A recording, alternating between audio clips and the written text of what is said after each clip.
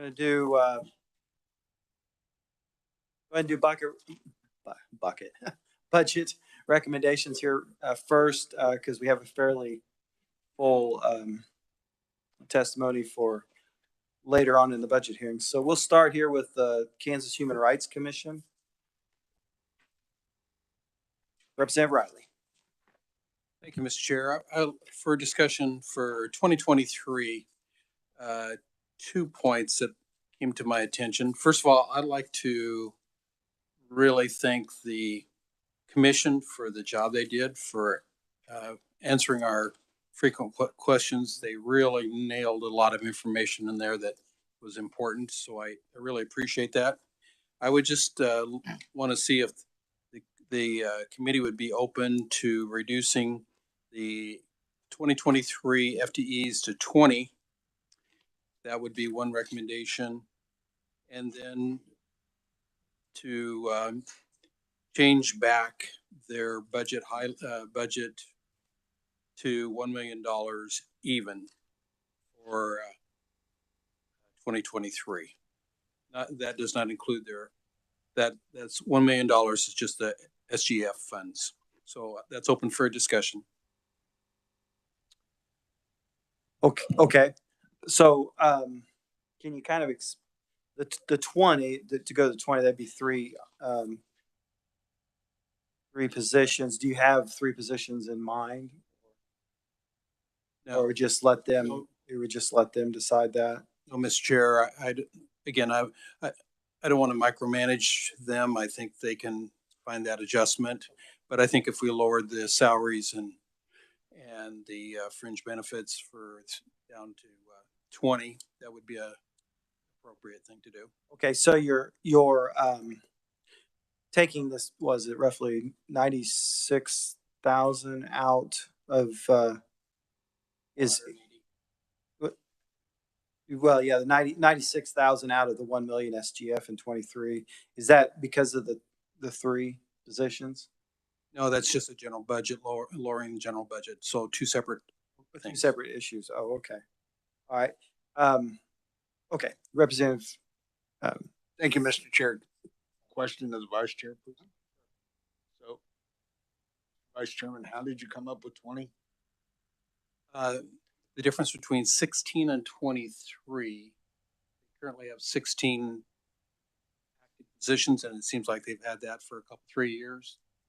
And they've been asking for 23. I think at this point we should lower it down to 20, which would be a reduction of 3 FTE. So that would still give them 4 open positions that they could fill. Then a follow-up. And then the recommendation of the $1 million versus the 1.1 million. Is that to reflect, and I'm sorry I didn't hear the discussion, but was that to reflect those salaries? No, that this is a separate issue that had to do with just a budget reduction back toward getting, it's actually a little bit lower than the 2022 budget. A lot of their budget, of course, as we've heard, is based on government money coming in. But I think that we should be discussing tightening up the budget a little bit here. And so that's where I am proposing the discussion for the $1 million.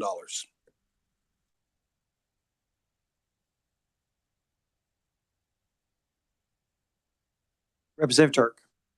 Let me see if, thank you, Mr. Chairman. Let me see if I can bring a little context to this little direction. They have 13 total employees. They have a shrinkage of 10. They do not use 7 FTEs. Haven't for a significant amount of time. So if they're not using 7 of them, removing 3 of them, I don't see as a. Additionally, their education and training fund of $19,038 has gone. They haven't used it during COVID. They've gone completely digital. I think, though, it's could be arguable as a positive or a negative, but since COVID, the world has gone more digital. So if they've survived the entirety of the pandemic digital.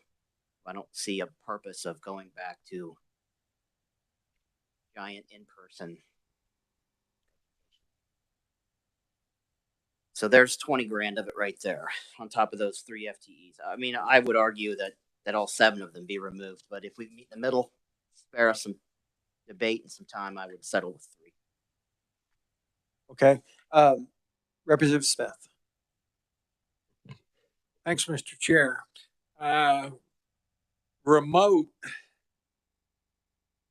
When I watch remote, I don't get half out of what I do when I have a live person. So I think a live person is much better than watching a WebEx or something like that. So I would encourage them to still go out and talk to people. And I just think people get more out of it, and schools get more out of it. And also the 1 million, Vice Chair, I'd just like to ask if we drop it to 1 million, which is okay, but would it possibly be lower if they don't need 23? That number could be even lower, couldn't it, than the $1 million? Mr. Chair. Lost our advisor. Well, I think it could be a combination of that.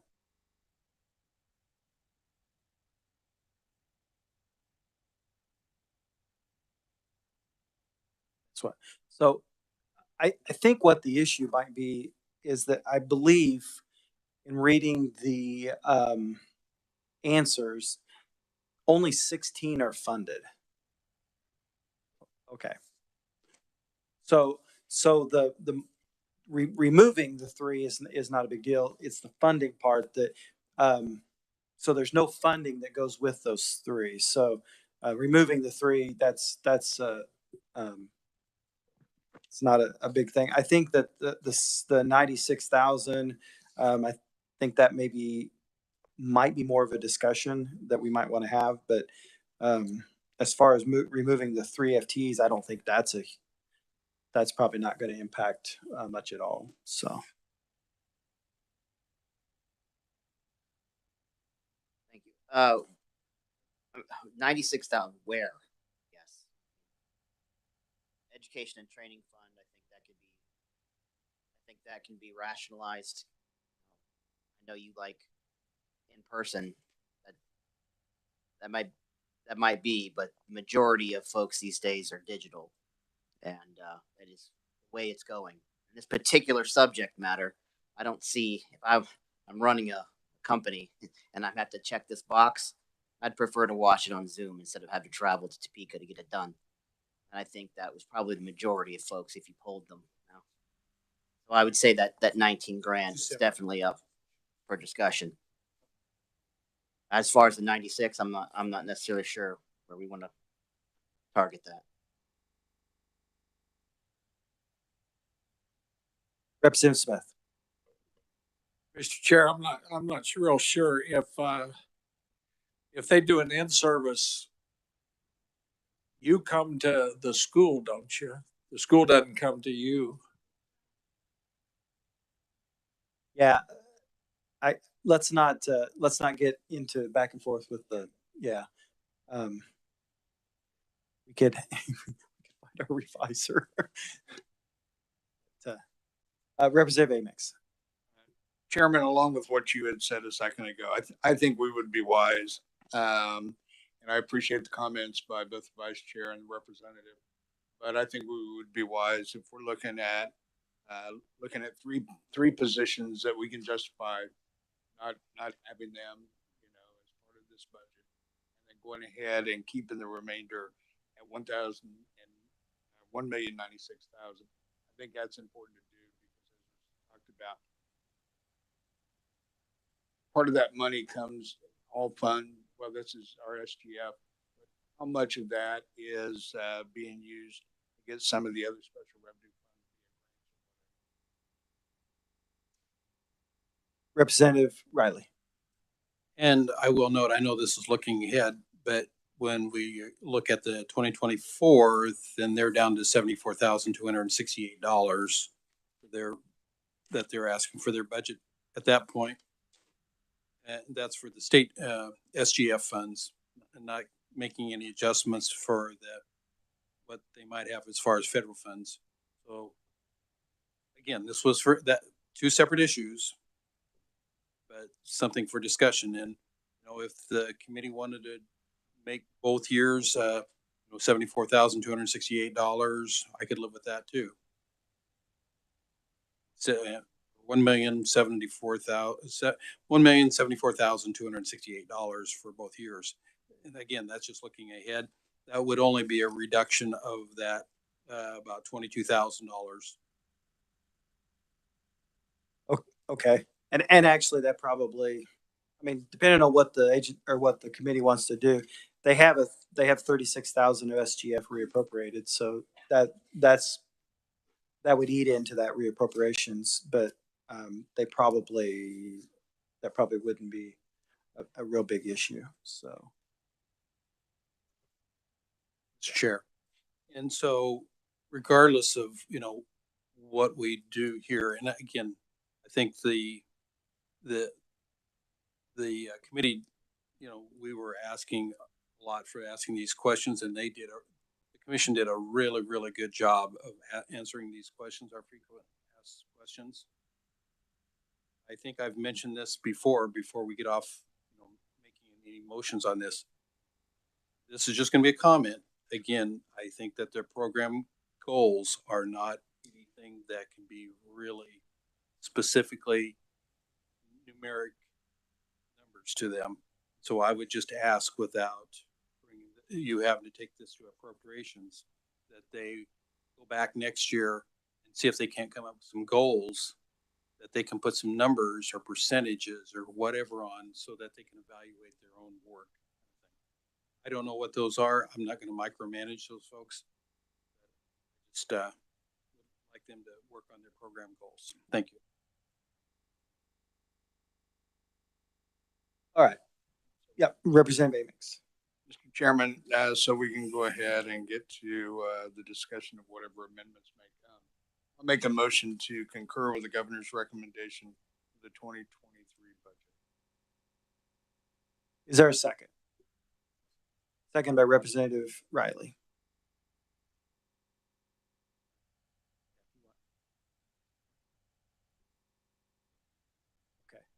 Okay. Representative Riley. Thank you, Mr. Chair. So then I would make a motion. I think I want to make two motions. That way it makes the committee work on this. So I make a motion that we would reduce, I would concur with the governor's recommendation, but I would lower that to 20 FTEs. Or a second? Second by Representative Turk. Any more discussion on this amendment? Yeah, Representative Amix. So just so everybody understands, this amendment is just for the reduction of the employees, right? 20. Correct. Yes, correct. Yeah. I was just going to remind the committee that these are the unfunded positions, and we're just leveling this back down so these FTEs sometimes can get confusing between funded and unfunded. If they're unfunded, then they're not being used. So that's the intent, just clearing up the paperwork. Yep. It still actually leaves 4 that are still unfunded. Okay. All those in favor say aye. Opposed, same sign, or opposed, nay. Motion passes. Okay. Representative Riley.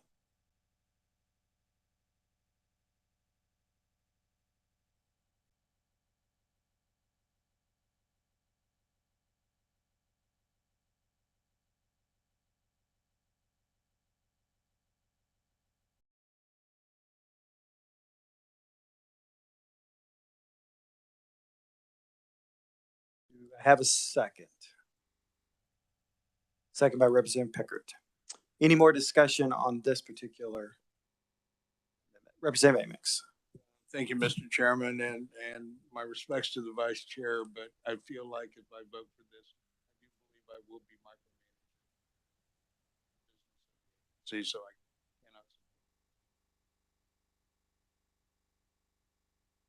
cannot. Any other discussion? Representative Turk. So with this, I didn't see where anything was changed. Would you? All right. So you're wanting to lower. You want to make 20. You want to make 23 the same number as 24. Or where would that particularly come from?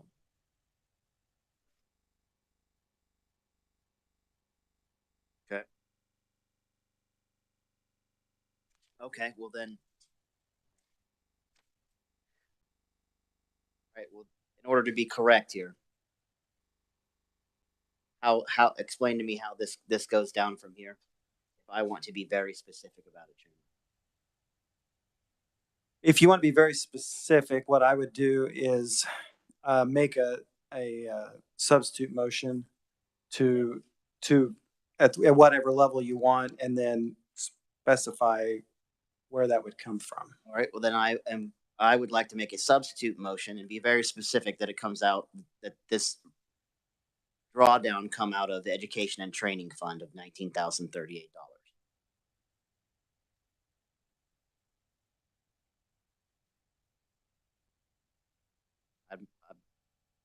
I would change that number and leave that 3,000 in because I too won't micromanage in any other fashion. I just feel like the education and training fund can continue on in the fashion that it has been since COVID. Okay, so did you guys get that? What that? So basically, it's what number are we at now? Then, would you say reducing a 19,000?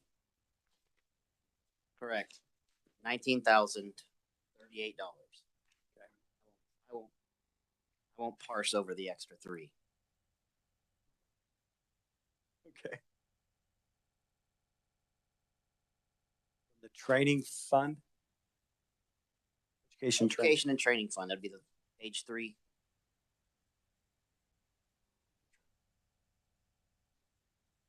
Okay. I still need so I need a second. Second by Representative Riley. All right, Representative Smith. Thank you, Mr. Chair.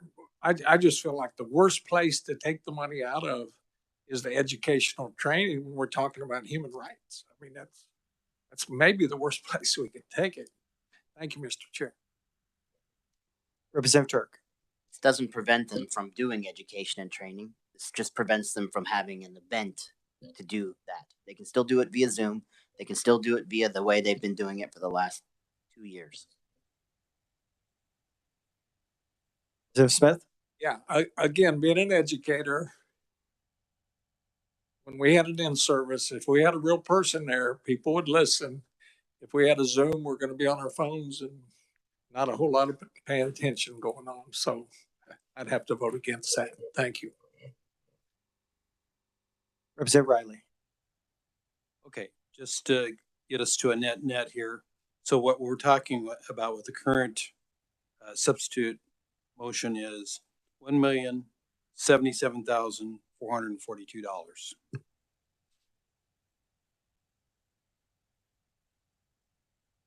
Okay, Representative Turk, can you tell me what page exactly did you get that off of? Page 3.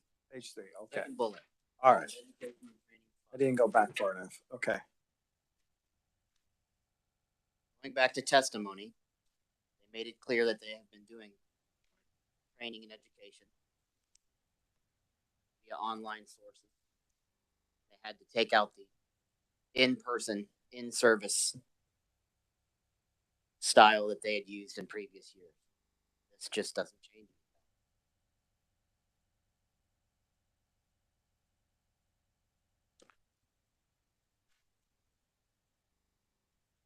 Okay, so I think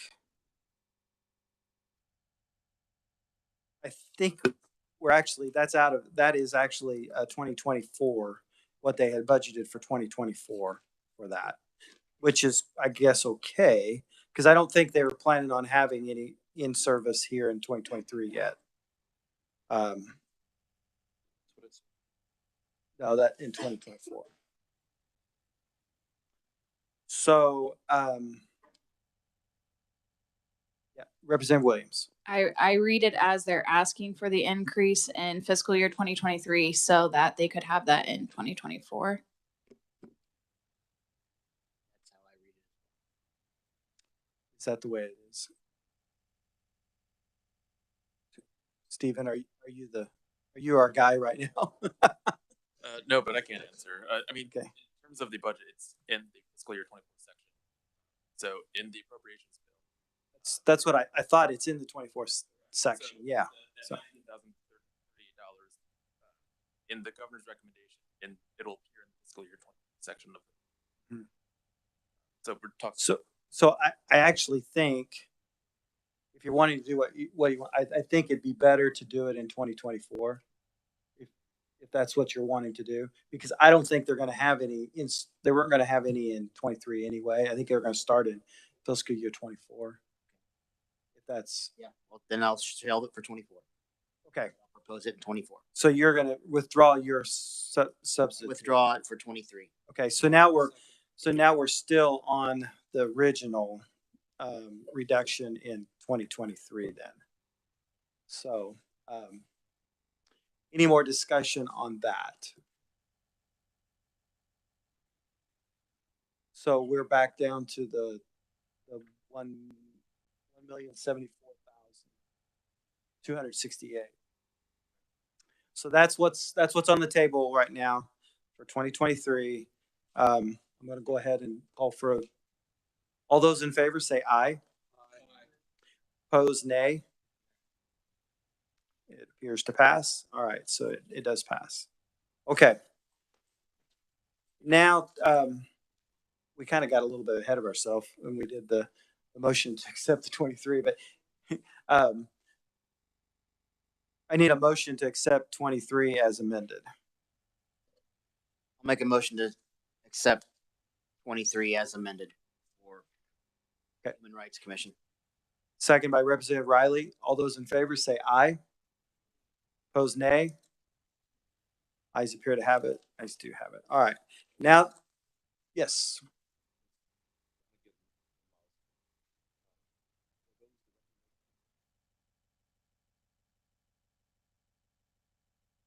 Yeah, we went different than what the governor's budget is. Yes. Yeah. Mm-hmm. Okay. All right. 2024. Yeah. Stephen, do we or Martin, whichever, do we need to, if we want if we want those FTEs to go forward, we have to do it in 24 also, right? Okay, that's what I thought. Okay, so we're on 2024. Are there any amendments?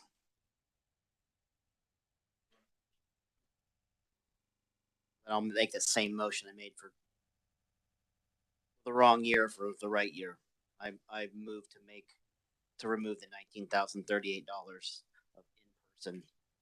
education and training. All right, it's been moved and seconded. Any discussion? So this is doing what the representative was wanting to do in 23. So to remove the 19,000 from the education and training fund.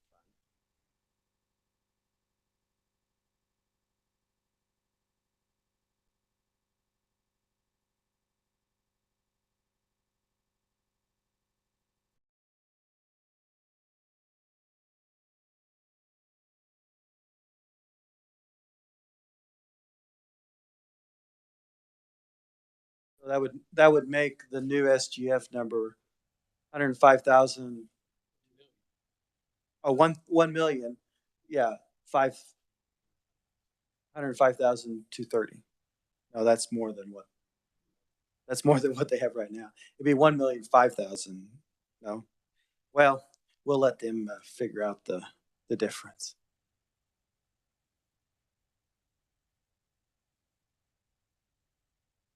Yeah, I think that's more right. Yeah, 1,055,230. Okay. So 1,055,230 is that would be the new budgeted number for 2024 out of SGF. Yes.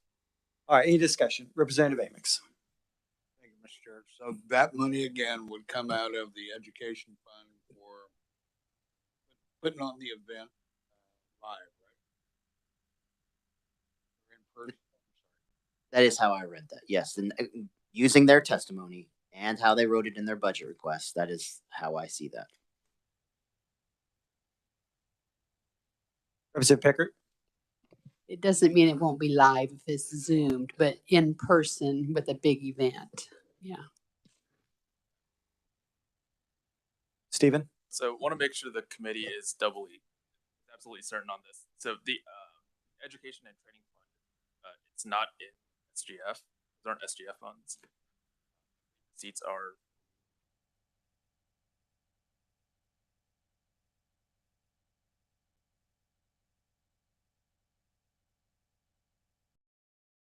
Yeah, you're right. Registration fees, it gets counted as a special revenue fund. So you won't see a difference in the SGF amount, that adjustment. So if you're looking at, I think it was that table that says budget summary by capital expenditure, in that table at the very top, in that financing section, there's a line that says all other funds. So that's where the adjustment to education and training fund will come from. It will come from that line and not the state general fund.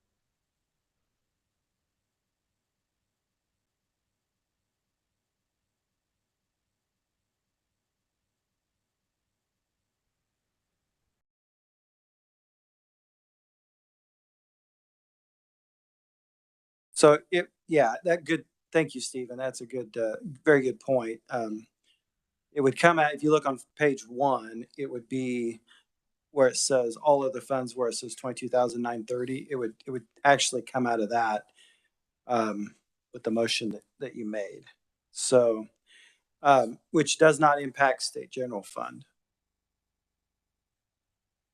But I guess it depends on what your intent is. If your intent is to say, no, we don't want to have the in-person, that still works. It's going to come out of that, all other funds. If your intent is to lower state general fund, then you're going to have to rephrase your. So let me make sure I'm reading this correctly. If this is going to be like the third strike, you're out. I'll sit down and be quiet. But so what you're saying, Stephen, is that they charge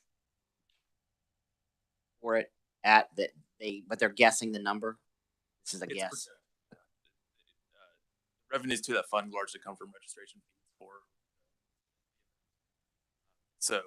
And if they're short, where do those funds come from?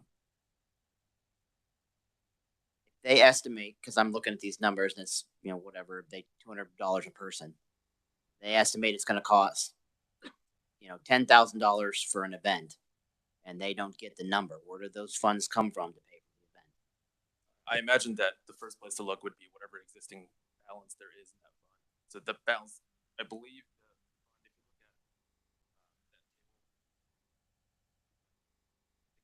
at six, there's that graph with ending balances. Then the fund doesn't zero out every year. There's a small ending balance year to year. So I imagine that if costs come in higher than the overall projections, the first place for the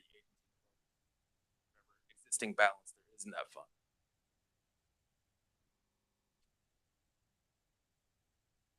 So you're saying that if they're short, they're covered.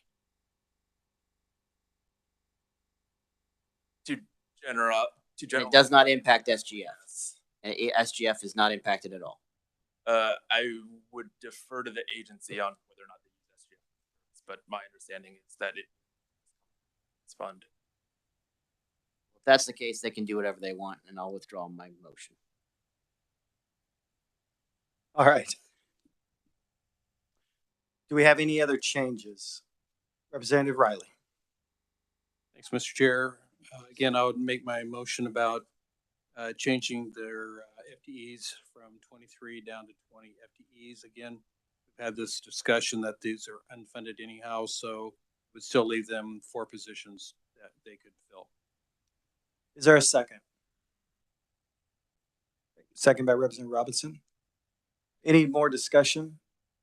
All those in favor say aye. Opposed, same sign. Motion carries. All right. Any other changes for the 2024? Representative Riley. Just want to clarify with research here that, so therefore, we're back to right now a total governor's recommended budget and the agency's recommended 2024 budget of $1,498,605. Is that correct? That's what I currently have. Yes.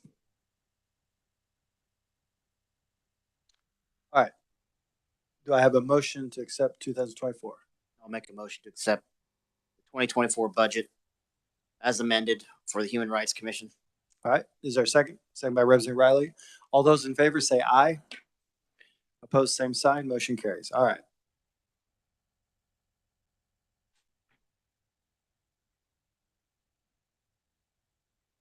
All right, next is the, we'll go to the Real Estate Commission.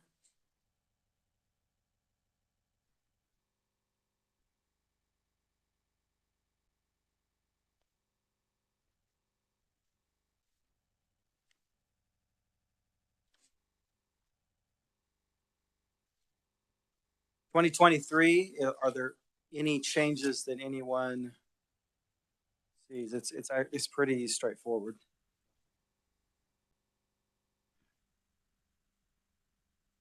Mr. Chairman, I would make a motion to concur with the governor's recommendation for FY 2023, the Real Estate Commission. Is there a second? Second by Representative Turks. All those in favor say aye. Opposed, same, or opposed, no. 2024. I would make a motion to concur with the governor's recommendation for FY 2024. Second by Representative Turk. All those in favor say aye. Motion passes. All those, yeah, no. I saw it this time. I was ready this time. Chairman, I would make a motion to concur with the governor's recommendation on FY 2025. Second by Representative Riley. All those in favor say aye. All those opposed, nay. Motion passes. All right, we're done with Real Estate Commission. It's the Appraiser Board.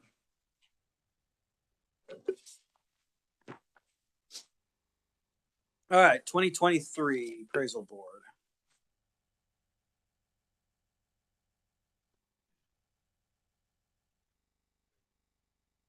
Chairman, I would make a motion to concur with the governor's recommendation for FY 2023 for the Real Estate Appraisal Board.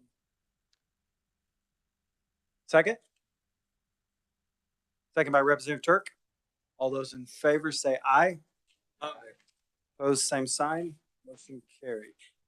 Now, 2024, I do want to, the only thing that it's not money wise, but I would like to add language that the agency in 2024 pursue the putting in place the practical application of real estate appraisal. That was that para that we kind of talked about, and they said that the feds are working on it. And I'd like for them to maybe be a little more aggressive in pursuing where the feds are with that and getting that in place. And so, not exactly sure how to say it, but it's more of we encourage them to,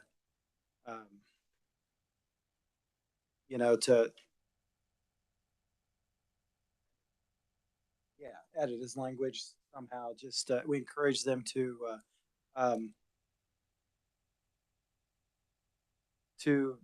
look at the para or the practical application of real estate appraisal and implement it if possible, something like that.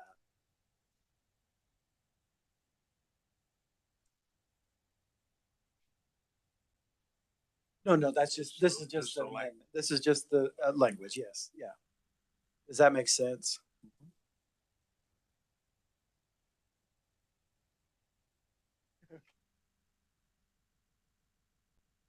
All right. I have a second by Representative Riley. All those in favor say aye. Opposed, same sign. Motion carries. Representative Riley. Mr. Chair, page 11. So, I've been kind of harping on this for a while. I want to bring to the committee's attention here that they did do a very good job of coming up some measures that we haven't seen in a lot of different committees as far as, their actuals or targets, that kind of thing. And so I just want to say thank you very much for being online for that and making that work. So I just give them my kudos for that. Thank you. All right. Any other changes in 2024? Seeing none, I need it. Yep. Go ahead. Motion to concur with the governor's recommendation for FY 2024 as amended, the state. All right. Second by Representative Turk. All those in favor say aye. Opposed, no. Ayes have it. When we go to 2025, I'd actually like to put that same language in 2025 as we did in 2024, just as so we can carry it forward and make a. So that would be my motion for second by Representative Amix.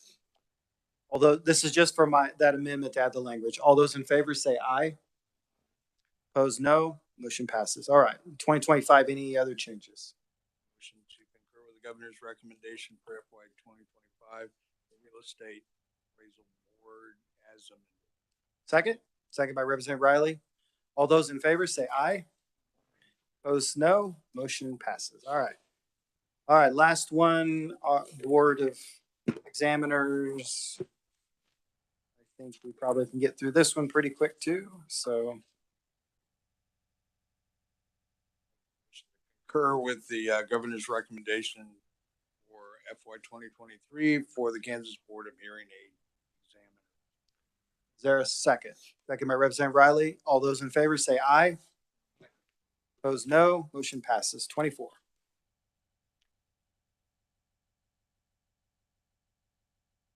I would make a motion to concur with the governor's recommendation for FY 2024 for the hearing aid examiner. Second by Representative Turk. All those in favor say aye.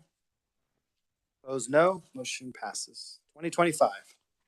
Same thing, Mr. Chairman. I would make a motion to concur with the governor's recommendation for FY 2025 hearing aid. Is there a second? Second by Representative Williams. All those in favor say aye. Opposed, no. Motion passes. All right, we are done with recommendations. Thank you. Ready for that? All right, we will now go to, we're going to start with the Department of Labor. I know there's quite a few of you out there wanting to talk on the Office of Governor's budget, but we have our analyst here for the Department of Labor. Oh, Megan's here now. Okay, actually, see, are you able to stay? Okay, let's go with the Department of Governor first then. I'm sorry, Megan, I didn't see you come in. Go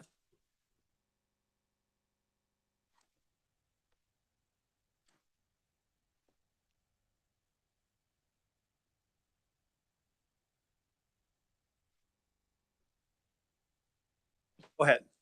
Thank you. Good afternoon. I will be providing the analysis of the Office of the Governor's budget. Megan Leopold with Kansas Legislative Research.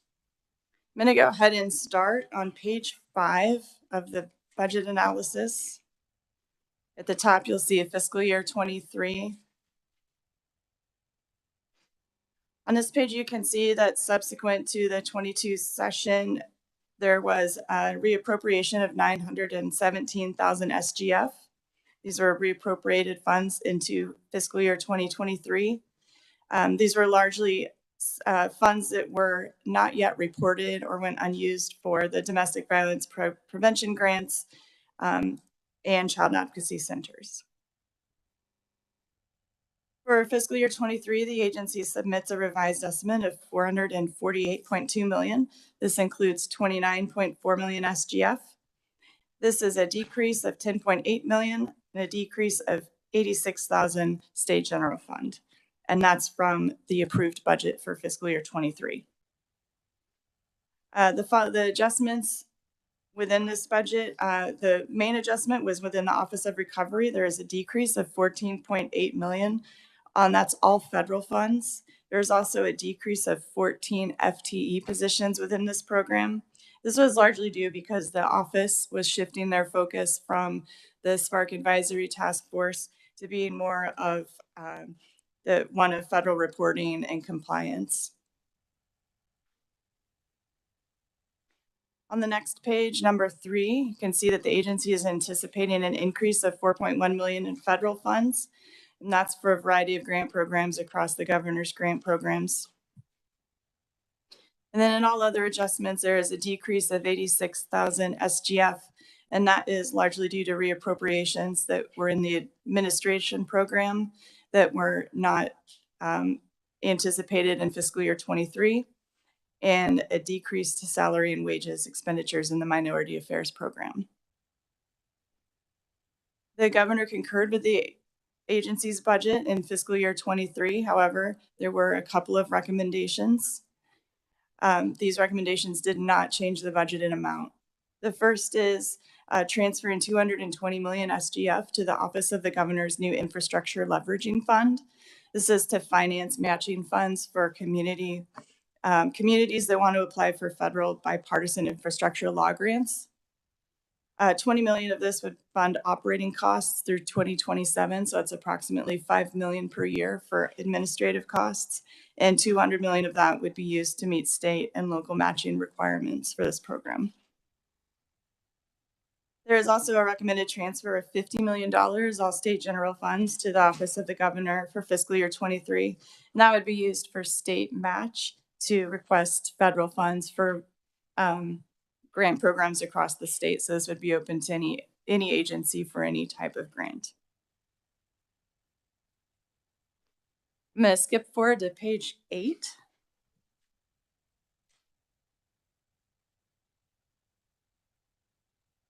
On page 8 is the fiscal year 24 analysis. The Office of the Governor requested 43.4 million all funds. That includes 16.5 SGF in fiscal year 24. This is a decrease of 404.8 million all funds, including a decrease of 12.9 million SGF from the fiscal year 23 revised estimate. The major adjustments that you'll see in this budget, numbers 1, 2, and 3 there on the table, are all enhancements. This is approximately 7.5 million total enhancements. These will go to these 3 programs within the governor's grant programs: the domestic violence and sexual assault programs, child advocacy centers, and the CASA grants. This funding is adding SGF to make up for a decrease in federal funds that are expected through the VOCA grant program. These would allow these programs to operate at a stable rate with the decrease in federal funds. There's also an increase in $226,000 SGF to support 4 new FTE positions within the commissions on disability and minority affairs. These positions are 1 full-time administrative assistant each for each of the 4 commissions. Number 5, you'll see that there's a $9 million decrease in VOCA funds. These are the victim assistance grant programs this is the decrease that is causing the need for that enhancement of $7.5 million for those programs. You also see a decrease of 20 million SGF, and that's for the Rural Housing Revolving Loan Program. These are funds that were placed into the budget in fiscal year 23 and were not budgeted for or not included in fiscal year 24. There's a significant decrease of approximately $380 million. That is all federal funds. These are ARPA expenditures that were added to the Office of the Governor budget by the 2022 Legislature in fiscal year 23. They were largely for higher ed and other eco-development projects, and these are not included in the fiscal year 24 budget.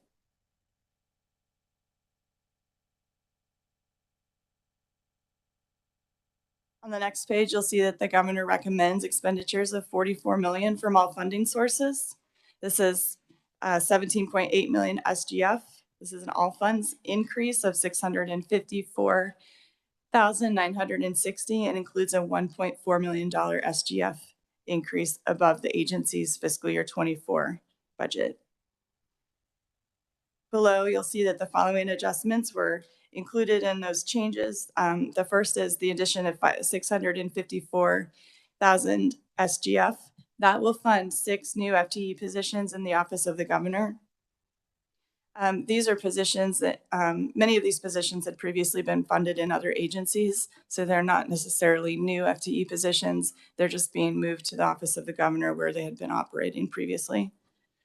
These are staffing positions, legal counsel, government affairs, and administrative support. There is also an addition of 700,000 SGF, and that is replacing the annual transfer of $700,000 from the Problem Gambling and Addictions Grant Fund with SGF. These are funds that go to fund 2 different programs, the Domestic Violence Prevention Grants and Child Advocacy Center grants. This will allow those programs to be funded at the same level and allow that Problem Gambling and Addiction Fund money to go elsewhere. On page 11, you can see a more detailed description of the enhancement request for 7.5 million and the programs that will be funding. I'm happy to stand for any questions at this point. Yeah, Megan, thank you. And so just to kind of help everyone understand, I think that the on page 8, the 9.2 million or 9.16 million that is less corresponds to the 7 almost 5 million as far as, so it's not quite 1 and 1, but that's where the transfer is coming back, going back and forth. Yes. That's where it's being replaced, right? That's correct. Those are the decrease in federal funds that'll be replaced by SGF because they're decreasing. Committee, any questions for Megan? Representative Picker. Thank you, Chair.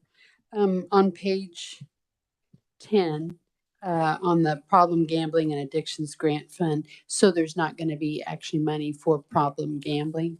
It'll go to the domestic violence. And It's actually the other way around. This is money from the Problem Gambling Fund that had been going to the Office of the Governor, and now I believe it'll be going to, it's recommended to go to ks to fund 2 FTE positions to work with the problem gambling program. good. Thank you. Chairman, thank you. Those are the positions that we funded the other day. Is that the fund? That's the white collars. That's the difference. Okay. There's actually 4 positions. Yeah, actually, there might be more than that when it's all said and done because of I think there's some, actually, there's a couple of positions that are, that are in the Gaming Commission too, because of all of that. Different monies, yes. Before I go to Representative Turk, though, I did want to ask, so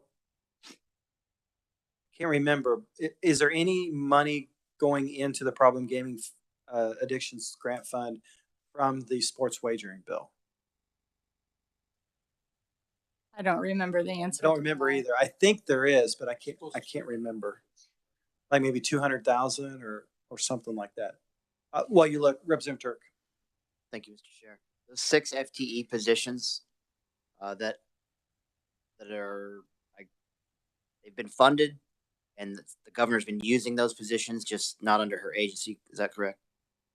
Yeah, Moving it back. the agency might be able to speak to this at a higher level, but my understanding is that they've been funded through other agencies, and now they're operating in the Office of the Governor, and now they're just being shifted. Do you know what agencies those are? I don't. Yeah, you can ask the governor's office when they come up. Representative Smith. Thank you, Mr. Chair. This is just what I thought I heard, that the money that they had to help gambling is going to be taken from the profit they made, and very little will be left over because they haven't made as much as they were hoping to make. So thank you, Mr. Chair.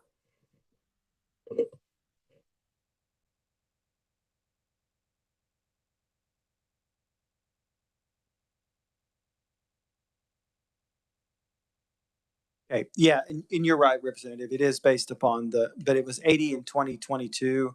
Martin thinks it goes up to 100,000 in 2023 or 2024. 2023. Is that a percentage or was that a direct? It's a percentage in the statute. Okay. Okay. Representative Riley. Thank you, Mr. Chair. Just when the agency comes up here, I'm sure they will do that, but this is a very important topic, and I think we're just kind of talking dollars here. I think that the agency can come and talk to us a little bit about over the last 10 years of how this has just kept increasing and increasing, that why we need to put this money into this project. So thank you. All right. Any other questions from Megan? All right. Seeing none, Megan, thank you. Appreciate it. All right. First off, we have Will Lawrence. He's Chief of Staff for the Office of the Governor. So welcome, Will. Thank you, Mr. Chairman, members of the committee. Will Lawrence, Governor Kelly's Chief of Staff. Don't have any formal submitted testimony, but I'll go through and highlight a couple things and answer a few questions, and then happy to stand for any others. I think the first thing you just kind of notice from our budget is due to the Office of Recovery, it's been a fairly complicated budget. It felt a little more simple when we first came in. That's made it really complicated in some of these numbers. So we're kind of getting back to much more of a normal operation with the Office of Recovery winding down. But obviously you'll see in some of this, you get on to, it was maybe page 8. Yeah, on page 8, you can see that we've also been a place where people have put in different programs and funding as well. And so we get some transfers in and out. But a lot of those things are, we house them, but it's not actually in the governor's office operations. So one of the things that's come up is also the transfer of the $220 million for the infrastructure fund, and also $50 million for the grants for federal match. Those are things that are basically, it's money put into an account that's there.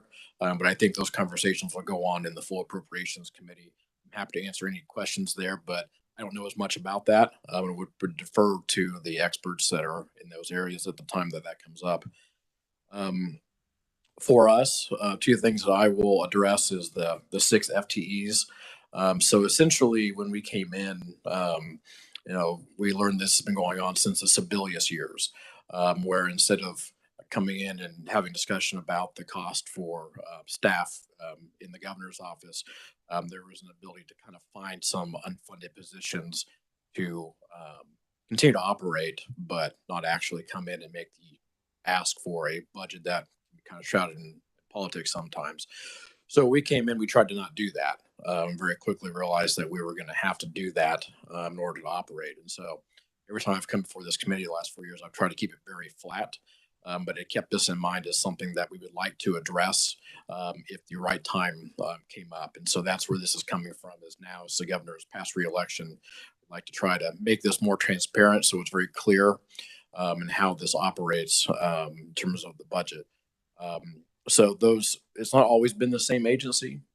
It's kind of depended sometimes, especially during the pandemic. I've had some staff actually dispatched over to other agencies to work, like Department of Labor, in the middle of the pandemic. So sometimes we would do some salary splits there, but it makes things extremely complicated. So that's just some background on that. Hopefully that makes a little bit of sense. And then the only thing that I was going to cover is the 4 FTEs for the affairs commissions. What I requested was 1 FTE for each one of them for admin support. On the Senate side, I had some discussion about this, and just so we know what happened over there, they asked, could they operate with maybe just 2 positions? So you had 2 commissions share 1 position, and we thought that might make some sense. And so they adjusted that downward to half FTE in each of the 4 commissions, which drops that by about $113,000. So I want to bring that to everyone's attention, and I'm happy to stand for any questions. Representative Turk. Thank you, Mr. Chair. So correct me if I'm wrong, so as I'm reading this and for the benefit of the committee here, for years and years and years, the governor's office had kind of had to pick from other agencies and supplement the staff. And now you're full disclosure, putting it all out there in front of us. Is that right? That's correct. Yes. Gosh darn it. Thanks a lot.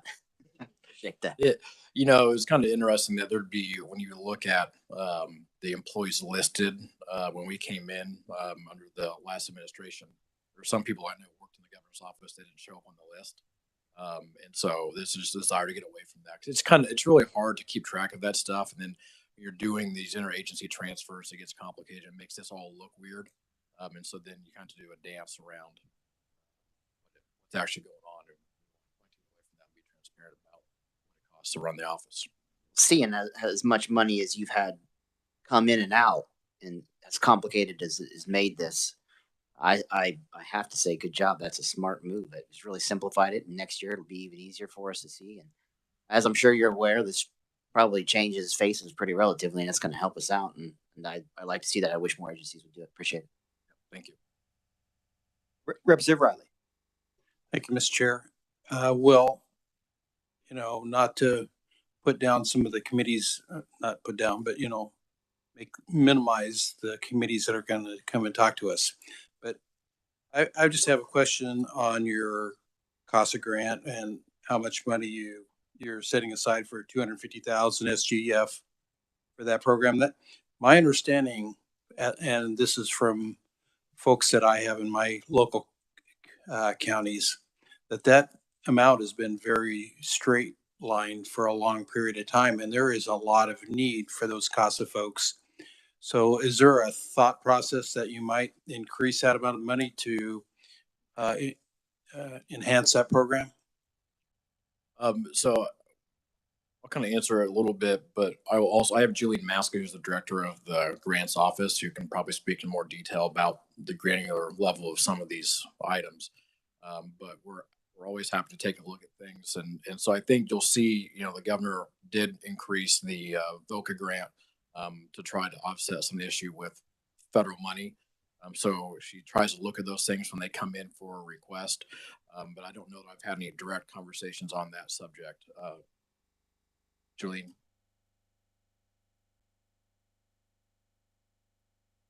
Thank you, Julie. And if you could state your name and your title, if you would, please. Julie Maska, Administrator of the Kansas Governor's Grants Program. In regard to CASA, this is the first year that it had been moved over under the governor's office, and I believe it was the Children's Cabinet. Their directors here to talk about that move. So it's stabilized at 200,000 or 210,000, I think. And I know they're requesting more. They certainly need more, but this is the first year that it's moved. And what the governor asked for is the 40% loss that they may experience of the 13 programs that currently receive the Federal Victims of Crime Act, VOCA, that we anticipate that federal money going down and trying to recoup that with SGF funds so those CASA programs aren't affected. Anything else? Representative Mix. Thank you, Mr. Chairman. I think just for a historical part of this also, I think this committee has done a proviso CASA in recent years. You added that, wasn't it? I think that's what happened last year. It was towards the end of the I think it's yes, happened. to move it over into the grants program. That was for $250,000.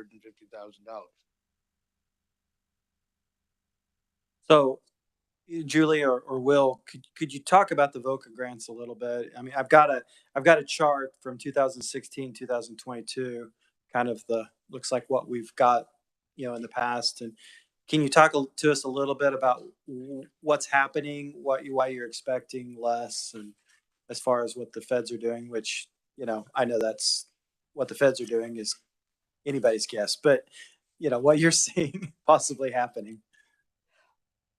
The VOCA money is a trust fund that Congress established many years ago, and it's from federal fines and fees and penalties that are paid by federal defendants into that fund. And they released the majority of the fund, I believe, in 2016. And so states received millions and millions of dollars. And I believe Kansas, the highest amount was 29 million that one year. And then it steadily has declined because that fund hasn't built back up. Last year, Congress passed what they called the VOCA fix, with additional fines and fees established for federal defendants, but it hasn't built the way it thought it would build back up. And so they're expecting probably a 40% decrease from what you have there, our federal fiscal year 22 amount. They expect probably 40% decrease for their federal 2023.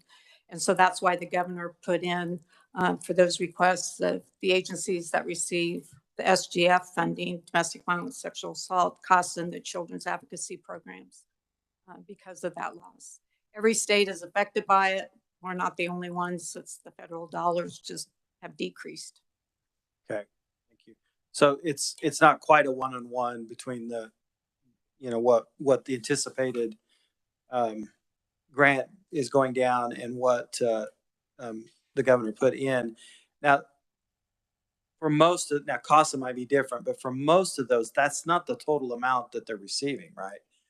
Right. Right. So this might be a question from Megan, possibly. Do we have a listing of what the total amount that those programs are getting? Because this wouldn't be the total amount, this difference, right? Okay, all right. Or maybe you. Well, it's not the total amount. So what's in there for the 40% set off that the governor's asking for is just for those that receive state general fund. We also fund victims of DUI, prosecutors' offices where there's victim assistance programs and advocates in their police department with victim advocates. So there's other programs that we fund, another probably 50% to other types of programs that don't receive state dollars.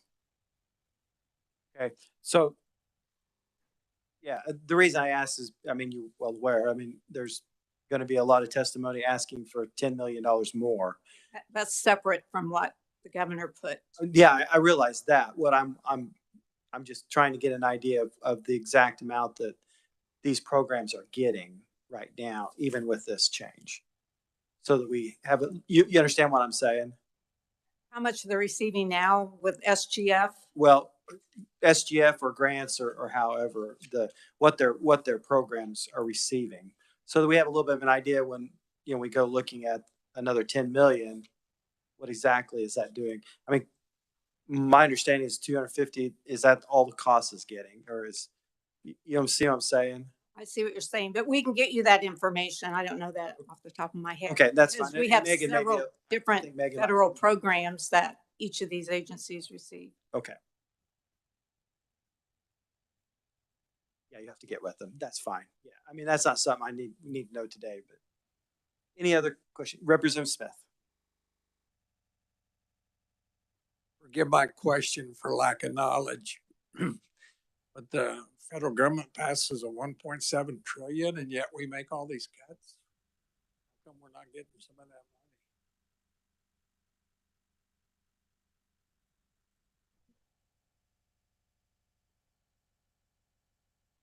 German. Sure. I understand the question. Is that just related to the VOCA grants? Yeah. Okay. Yeah. I think because they're funded a little bit differently, because it's in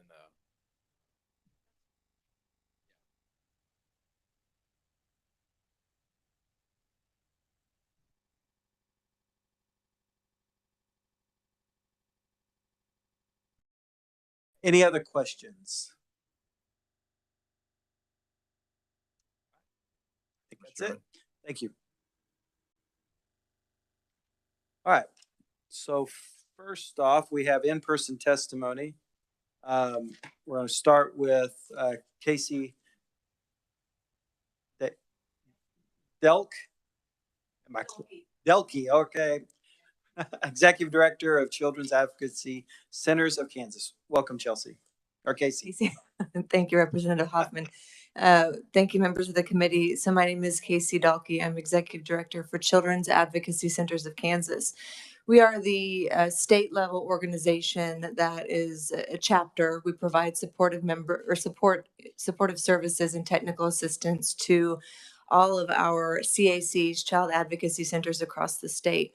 We currently have 17 centers. I'm going to call them CACs because Child Advocacy Center is a little bit of a mouthful moving forward, but we provide those supportive services to the centers that provide crucial services to the children and families of Kansas that experience tremendous amounts of abuse.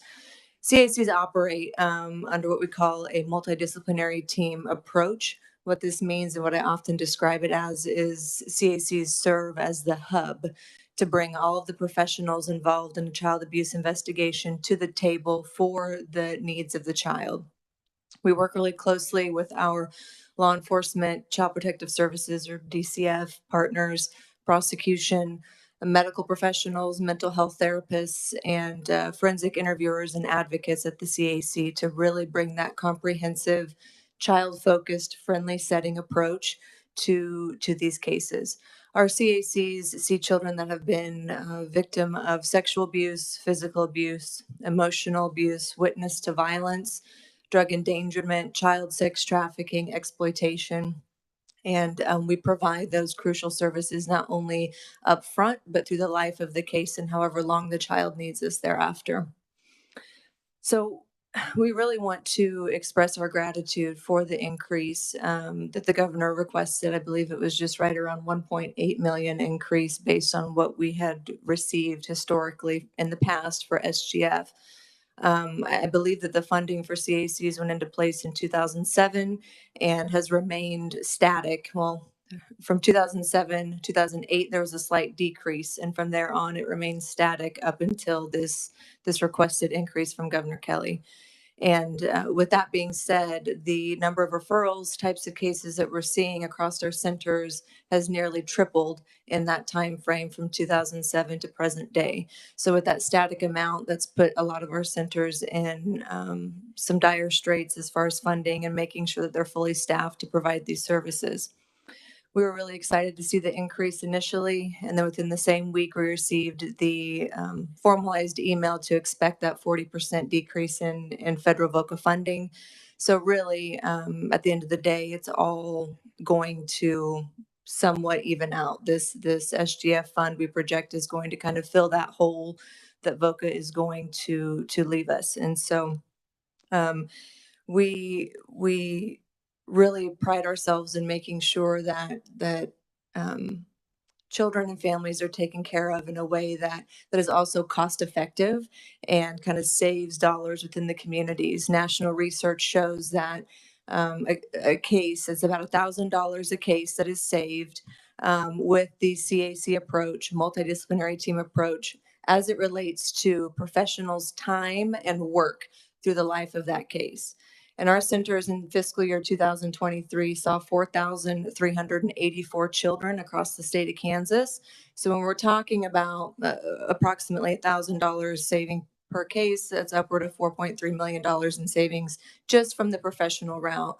And as we know from the childhood adverse experience study, there are lasting long-term effects that take place when an individual experiences these types of abuse as a child. And I believe it is the CDC states that I think it's around $210,000 of like lifetime expense when it relates to an individual needing mental health support services, physical exams and things like that through the life of their case that have experienced child sexual abuse. So, we know that our work is crucial. We know that our work is important, and it doesn't end just at the initial phases of the interview.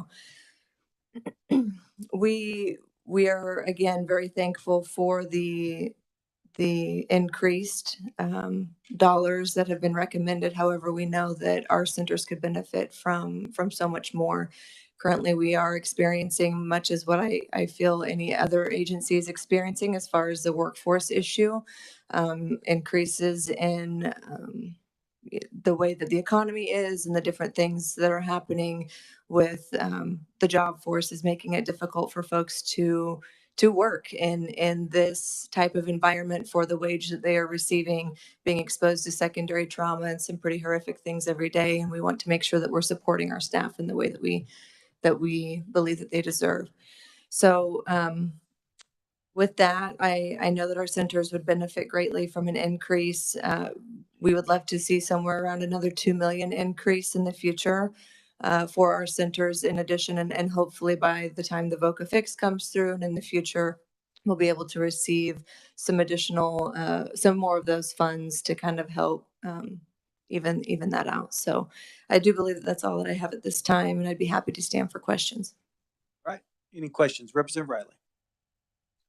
Thank you very much, Mr. Chair. So can you give a little information of how many cases each one of your workers on average carry? Individuals cases. That is actually a national topic discussion right now of what is the appropriate number for the type of work that we're doing for individuals to carry. And while I don't have that number right now, I can tell you that centers will see, depending on where they're located, rural versus urban, anywhere from 100 kids a year to 2,000 children a year. And so I would certainly be able to pose the question out there to see if I could get that information for you. But I would like to also mention that many of our centers, they have dual roles because the funding is so short as a nonprofit organization. One individual may carry the job role of 2 or 3 different people to try to make sure that everyone's needs are met. And so that's not a formal number that I have that I could give you today. Yes. And follow-up question to that. So each one of your employees, how long do they hold on to that case for that kid that they connect to? Wonderful question. Thank you.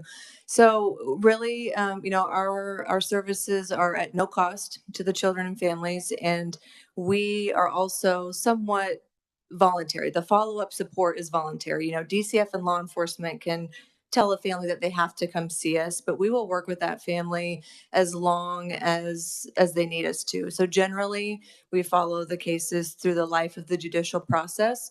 So from start to finish to prosecution, advocates will work with those kiddos through that process. But then I know that there are also families that need that additional support, those referral to other victim services to kind of help them through their healing process. And advocates would be more than happy to work with them as long as they need. Thank you very much. Like I say, I think, as I mentioned earlier, I think this is an unheralded position. The people don't know what these folks are doing because, I mean, they are working, trying to be mediators between so many factions of people, and they're working for these kids. And the work that they do is just incredible. I mean, I don't think there's any place like, social work or anything like that that does the work that they do. So thank you. Thank you, Representative. All right. Any other questions? Representative Pickard. Thank you, Chair. So about how many people work in the CACs across Kansas?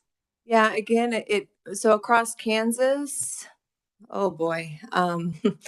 That's a good number for me to have so that I have that for you next time, or I can send you a staff count. But I would say if I had to estimate, under 1,000 just for CAC. That does not include members of their multidisciplinary team members, the law enforcement, DCF, and those organizations. But this money would be spread over that 2,000 and to operate the CACs. Yes. Yes.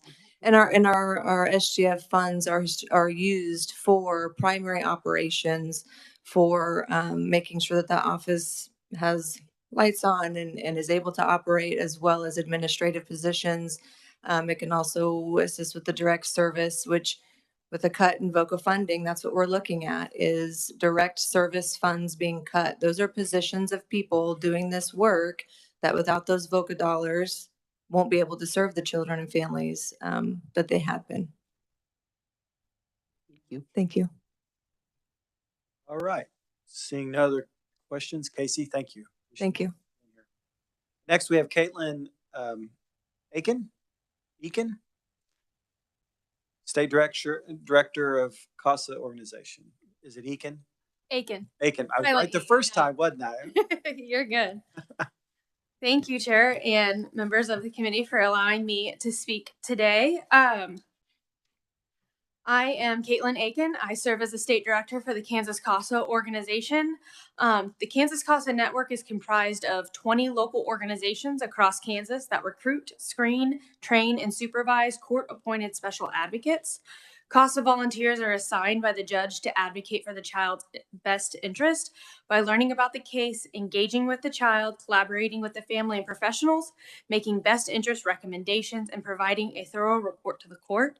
They do this through the process of a child in need of care case. At the conclusion of 2022, there were 20 local programs serving 1,358 children with 663 CASA volunteers in Kansas. CASA volunteers are everyday community citizens with a drive to change a child's story by advocating for that child's best interest in court. I am here today to make a request for a budget enhancement of $600,000 on top of the already allotted $475,000 in the state general fund for 2024.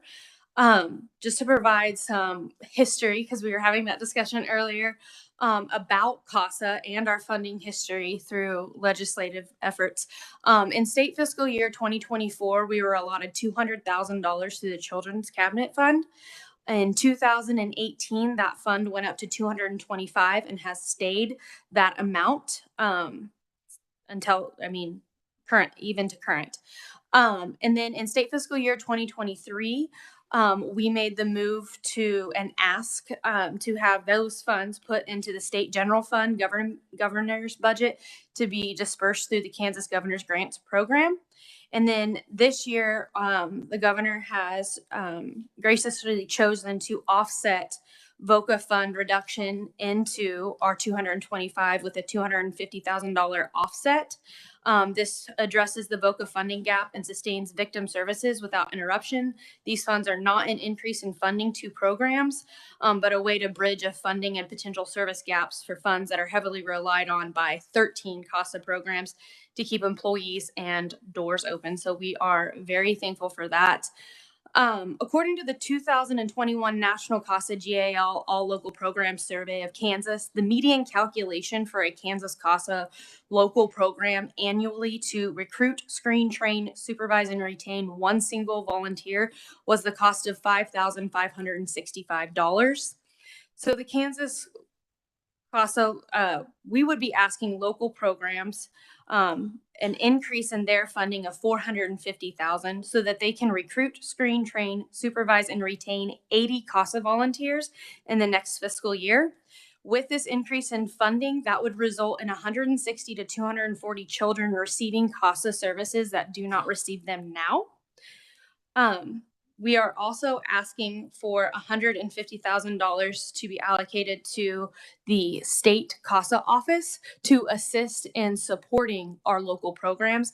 If you see in my written testimony, I go into great detail about how we are fundamentally set up by National CASA to provide oversight, technical assistance, and services to our local programs to make sure that they are providing top of the line best interest advocacy to our children. Some things to note is that CASA is a proven model for success for children who receive our advocacy. CASA volunteers can serve as a tangible conductor in remote areas of our state. 73% of the 61 counties CASA serves are in remote areas. Some high points that I want to hit. We're proven access for children for access to justice, 96% success rate in 2022 for court reports being submitted to court on time. So CASA is making advocacy efforts and recommendations to the court. We're a proven point of stability for children. CASA volunteers have a 5-year average of a 98.2% success rate for child stability with their CASA, meaning that CASA did not change year to year.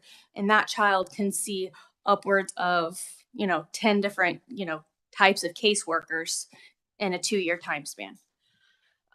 Kansas CASA volunteers provided a combined 30,648 advocacy contacts to children they served and others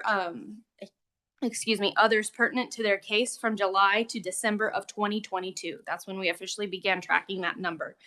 99% of children assigned a CASA volunteer were not re-abused while in care during 2022. 99% of children assigned a CASA volunteer were not re-abused in the last 5 years, 2018 to 2022. So at this time, I would be open to questions. All right, Caitlin, thank you. I think you just made Megan's job a little easier on this particular one, because so the 475,000 is currently your total budget. Oh, yeah. For CASA. Yes. Now, do you get grants and stuff elsewhere besides what comes in through the state, like different offices or? So I provided a graph of what our funding looks like in November. So it should be open to all of you. It was for the Joint Committee on Child System Oversight. I might have butchered that. Okay. But I have an extra copy if you would like that, Mr. Chair. It's in the S drive, I'm pretty sure. Is that in our S drive, Susan? Okay, if you could get it to Susan and she'll get it. Sure can. That is not a problem. But yes, we received 16 of our, so we actually lost 2 programs last year. Sumner County CASA and the 17th Judicial District CASA. To be accurate, the 17th Judicial District CASA that served Decanter, Norton, Phillips, Smith, Graham, and Osborne. CASA of Sumner County, they predominantly served Sumner County, but they could have served Pratt, Barber, Harper, and Kingman County as well. And we do have a judge interested in services in Kingman if we can get some additional funding. 16, this chart is put together comprised of 2021 numbers. So 16 of the 22 programs we had in 21 received county dollars. 8 of the 22 programs we had in 21 received city dollars. Then we also do receive about 160 to 180,000 from permanent family funds, which are birth certificate dollars. CASA, well, it's split between CASA and CRBs. So they receive $3 for every originating birth certificate and $1 for every copy. And then that is generally split 50-50 between CASA programs and CRB programs, and then our legislative allotment. Okay. So on the county and the cities, do they do not cost share, but do they do matching at all? Are any of them, do any of them say, well, we're going to give you this much because you've gotten this much from the state? Or are they most of them just giving you an allotment? I think most just give an allotment. Yeah. Okay. All right. Representative Riley. Thank you, Mr. Chair. And my county is one of those counties that closed down, so that's why I'm on this topic. So I guess I'm kind of confused. You brought up a $600,000 figure, and I'm not seeing that here. I see a $925,000 funding. I see $1,075,000 on this sheet that you testimony.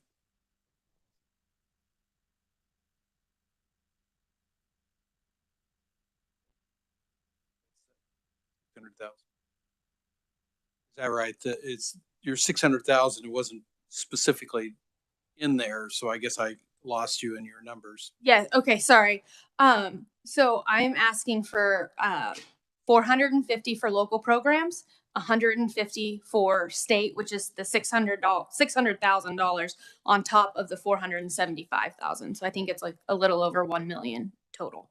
But what we're when we get down to the nitty gritty on this, you're asking for $600,000 more than the 450. Yes. Okay. And so you just mentioned about bringing back the program that would encompass those other 5 counties of Kingman County being specific. And that is one of the chair's counties, I believe.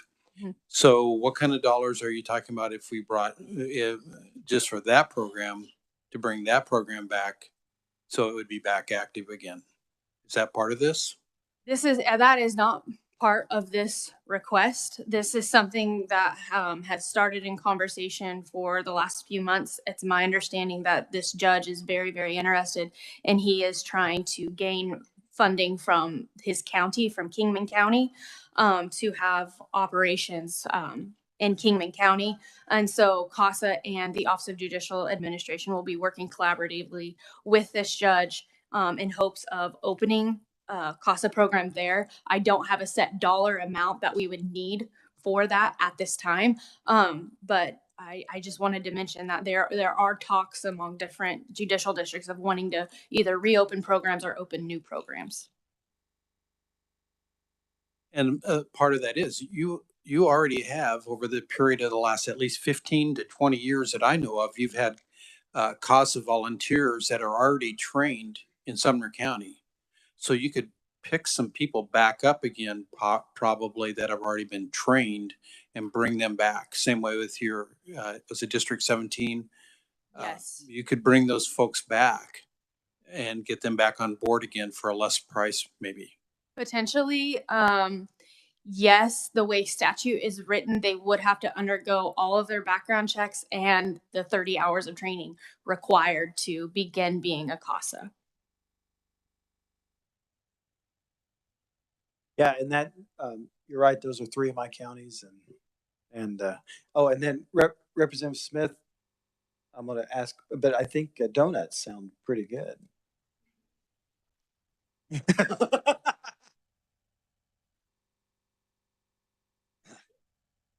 Thanks, young lady, for your work. When they stop a program, they lose the workers find other jobs. Your job is so hard in the first place that I would think you'd have a great deal that would change jobs after a while, because it's very hard on you. So if you did restart a program, would it be hard to get some of these same workers back?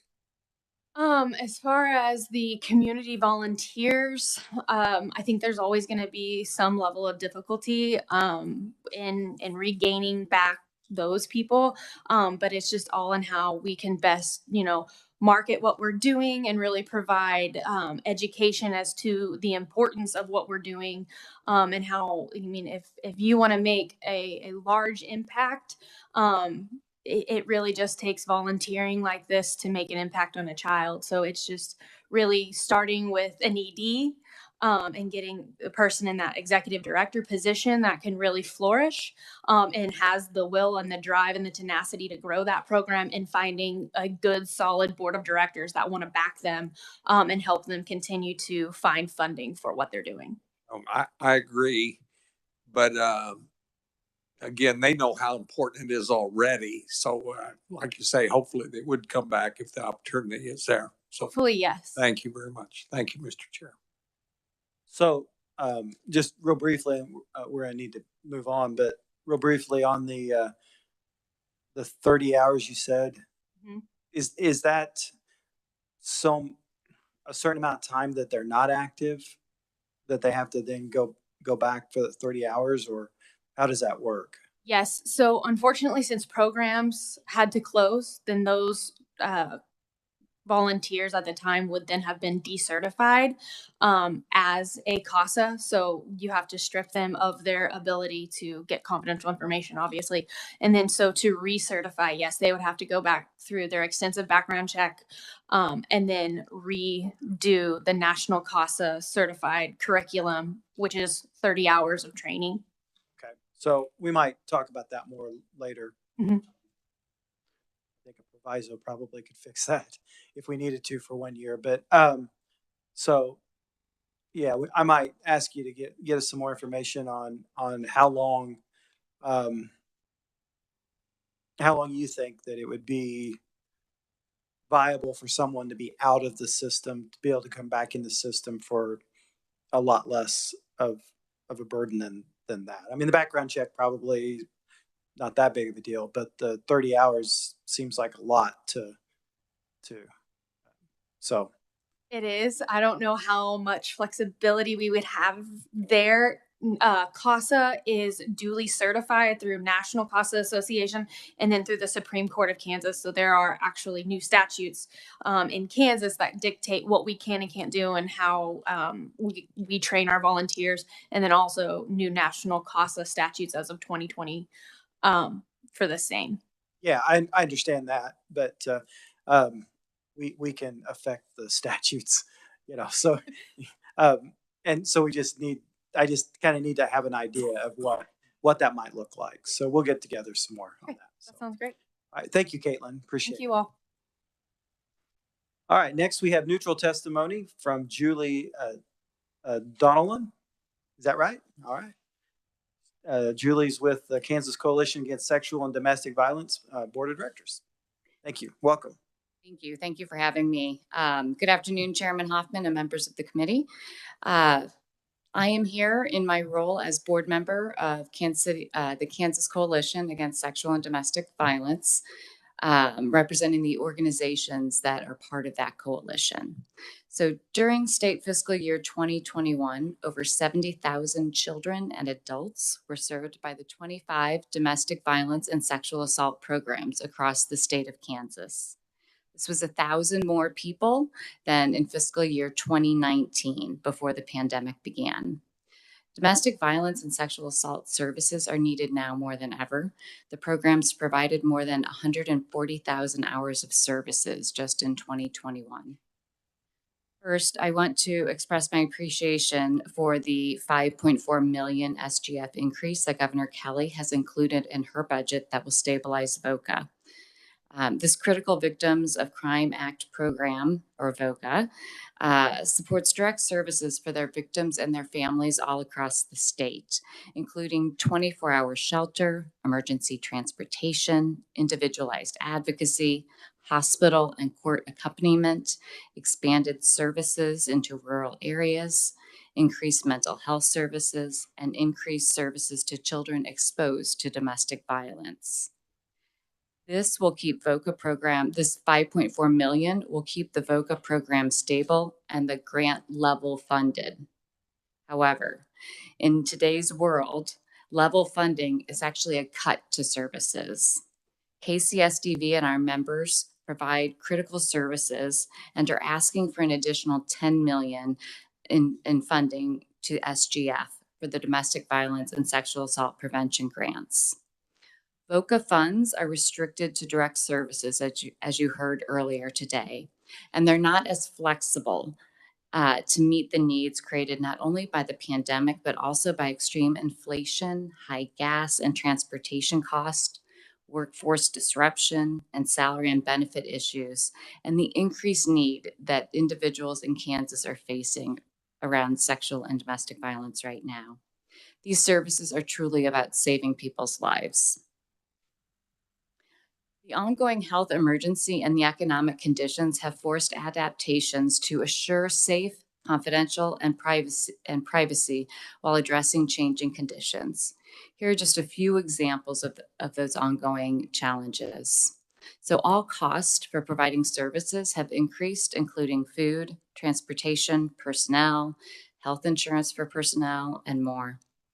Congregate living or safe shelter is challenging, and modifications have had to be made to reduce the numbers in shelters and then to use alternative housing such as motel rooms, which is a really expensive addition. This is done while the number of clients have increased. In talking with some of the fellow coalition members, I know that survivors have had to be turned away from shelter because there are no beds available, meaning that that person has to go from one county, and if they want to leave an abusive situation, they have to go to another county. They may not have transportation. They may have no job in that county, and they have to start all over. So it's very traumatic and really has put a lot of survivors at risk as a result. Other things that have happened as a result, hospital advocacy, where sexual assault forensic exams take place. While during the pandemic, those numbers dropped a bit, they now have come roaring back to all-time highs and continue to be a need. Therapeutic services went virtual, and technology that allowed for private and confidential counseling and texting services occurred. Teletherapy licensure and workforce issues have created new concerns that must be addressed through policy and personnel changes. I know at my organization in particular, we have had to hire 2 additional staff to help us manage all of the IT security needs. So we have an IT manager that we never had in the past to make sure that we are able to allow people and continue to be able to reach people we wouldn't have before telehealth. But now that we do, we have much more policy and procedure needs than before to make sure that all of those things remain safe. Advocates continued to be first responders through the pandemic. Today, programs are seriously struggling with staffing, both in filling positions and in keeping staff in the office due to illness and other workplace challenges. Some advocates are still being paid at the minimum wage, creating turnover and instability in the services provided to victims. These are services that save lives and will be lost from the direct, that will save lives that will be lost from the direct abuse, as well as from the devastating impact of being raped or seriously injured. ks.gov is requesting appropriation of an additional $10 million in SGF funding to be directed to domestic violence and sexual assault prevention grant programs. These funds are needed on an ongoing basis to provide stability and support to assure strong victim services in Kansas. These costs that I've talked about are costs that are not going away. The increase in salaries that we are experiencing, that we have to, at Moxel alone, we had a 22% increase in the amount of salary that we had to pay, and 20% increase in our healthcare premiums. Because of the tight labor market, it is extremely difficult to retain our most experienced individuals. And so they're able to go out to the private sector, receive jobs that have less stress, and get paid more and have better benefits. So it's a huge challenge. Once we lose people, to get them back is very difficult.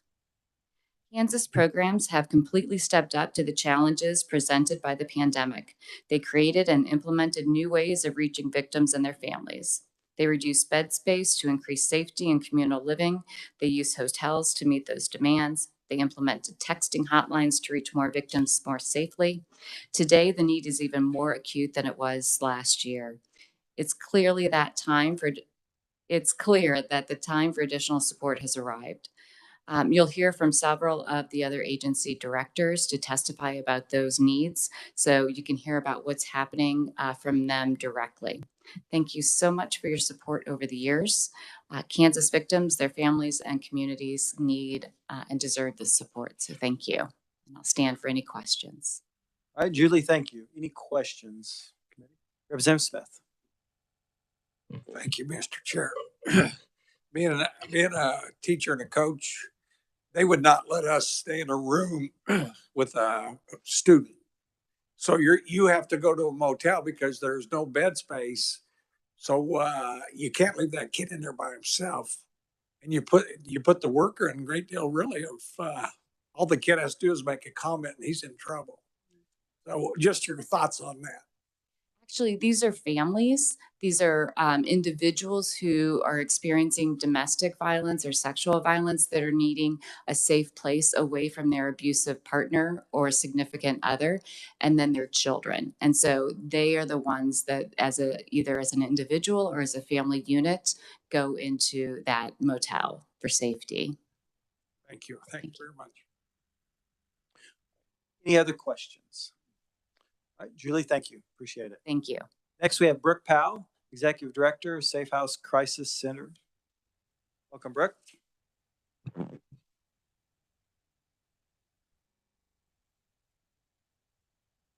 Good evening. I'll lower this a little. My name is Brooke Powell, and I am the Executive Director with Safe House Crisis Center, located in Pittsburgh, Kansas. I will be hitting my 15-year anniversary in working in victim services at Safe House next month. So I'm coming to you not only as the Executive Director of Safe House, but also as an advocate for victims of domestic violence and sexual assault. So Safe House Crisis Center is located in Pittsburgh, Kansas. We serve 7 counties in the corner of Southeast Kansas, and we provide emergency shelter and advocacy to victims fleeing domestic violence and sexual assault. We have a 14-bedroom facility where we can shelter victims fleeing violence. And in the last fiscal year alone, we served 230 victims and their children in our emergency shelter. We also overall served almost 600 victims of violence in Southeast Kansas, providing 37,000 services to those victims. We also took over 600 hotline calls that came in at all hours of the day of victims needing our assistance. So in sharing our stats, I want to keep in mind that we can share numbers all day long, but you have to remember behind those numbers are real individuals that have experienced violence and are just trying to survive. So in bringing a story from our area, I wanted to share Maggie's story, which her name has been changed. Maggie had been married to her abusive husband for nearly half a century. He had been struggling with alcohol addiction and had been very abusive throughout the years to her. She kept hoping that things would get better. She didn't know there was help out there.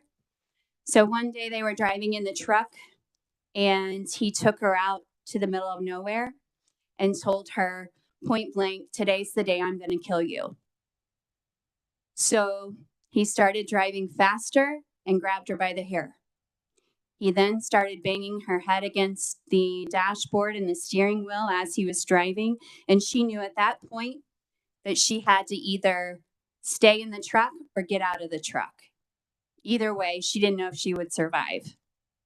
So she frantically started grabbing for the door handle. And the next thing she remembers is thinking, just tuck and roll. And she did.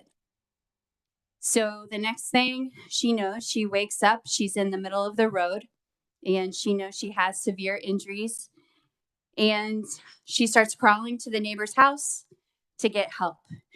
At that point, he's driving back by looking for her and apologizing over and over, yelling at her to get back in the truck. He loves her. She dives to hide, and after he's gone, she's able to get help from that house that she had crawled to. So the hospital, as Maggie was recovering and finally getting out of ICU, the hospital reached out to us and our staff started working with Maggie over the phone and creating a plan for her after she was released from the hospital. We were able to work out the logistics and get her into our shelter and start working with her. Staff were there for her 24 hours a day, 7 days a week, making sure that she could heal from her really awful injuries, including the broken neck. And with our help and long-term support, we were able to help her regain control over her finances. We were able to help her get prepared and be strong enough to testify in court and also secure stable housing. So Maggie's story in our line of work is really, really common. All of the stories that our staff that are providing these services to victims of domestic violence and sexual assault, they're hearing these stories day after day. I would like to first express our gratitude for Governor Kelly for supporting the stabilization of the federal VOCA funds, the Victims of Crime Act.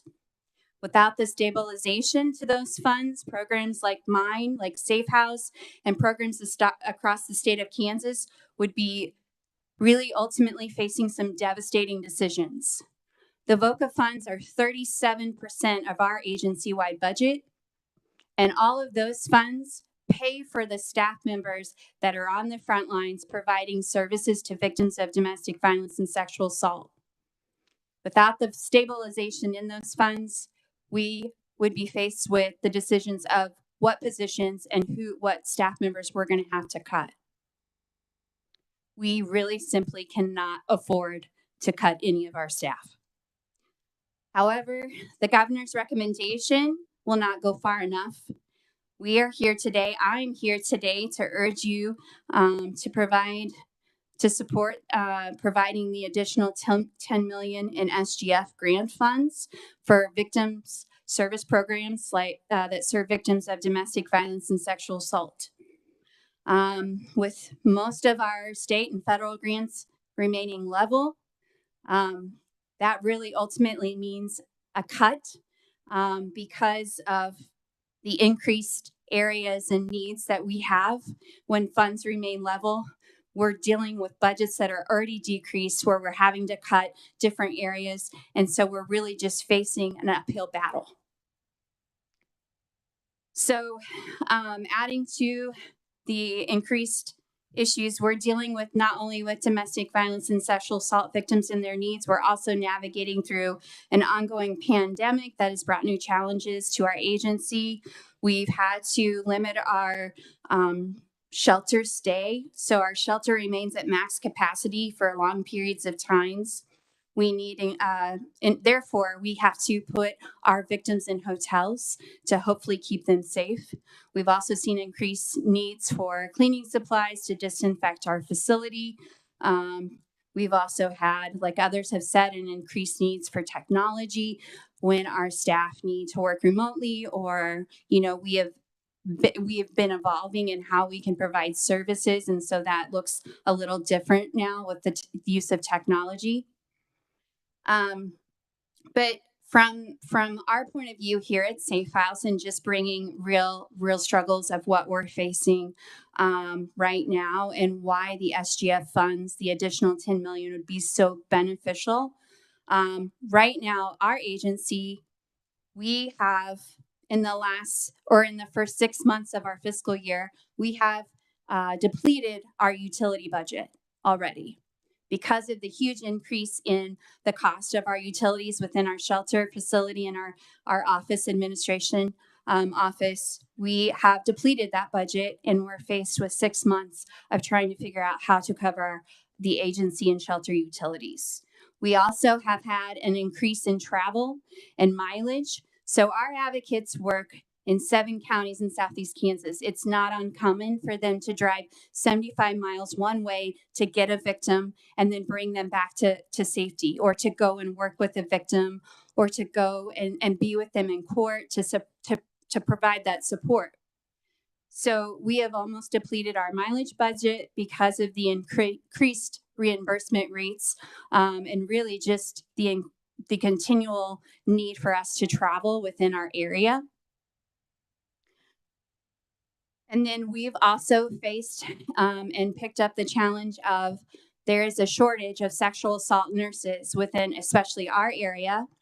And so when we have a victim that is coming to us from our university or from our community and needs a sexual assault examination, our local hospital doesn't have available nurses. And so we have picked up the slack in transporting these victims to other areas so that these victims can get the sexual assault care they need, the forensic examination that they're requesting. And without that, we can't tell these victims no.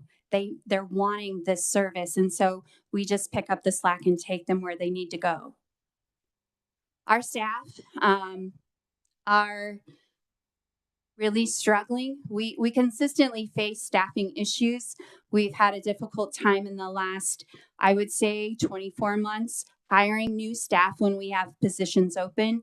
Our starting salary for an advocate staff working full-time, really working in the field helping these victims, is $13.50 an hour, which is less than $30,000 a year. These staff members are the ones that are going out every day and ultimately saving these victims' lives and providing that support to them. We really can't compete with our local manufacturing plants in our area when they have hourly rates starting between $15 and $18.50 and are offering sign-on bonuses, and we have no wiggle room to compete. When you can't hire new staff to fill positions, you're faced with the staff you have, picking up the slack, filling in the gaps. They've got increased workloads. And I know that they love the work. They do. It's very hard work. And I know they're burnt out. I feel like we have to be able to provide these staff members with a livable wage when they're helping victims get self-sufficient, when victims leave our shelter and are now out on their own, and the staff have helped them set up all of these different services and ways to be self-sufficient and be able to pay their bills and budget. But when our staff go home and don't know how they're going to put food on their own table or fill up their own gas tanks, there's a problem. So today I stand before you as a victim's advocate, but also an executive director who is dedicated to serving victims, not only in Southeast Kansas, but in the state. Victims of domestic violence need your support. I urge you to approve the $10 million increase in the state general funds that ks.gov has brought to the table and the programs. Thank you for your consideration. All right, Brooke, thank you. Any questions? Representative Smith. Thank you, Mr. Chair. Thank you for driving 3 hours to be here. So you're welcome. Thank you very much. What are your three biggest concerns right now? Our three biggest concerns, I would say staffing issues and keeping staff salaries where they need to be to have a livable wage, and hiring.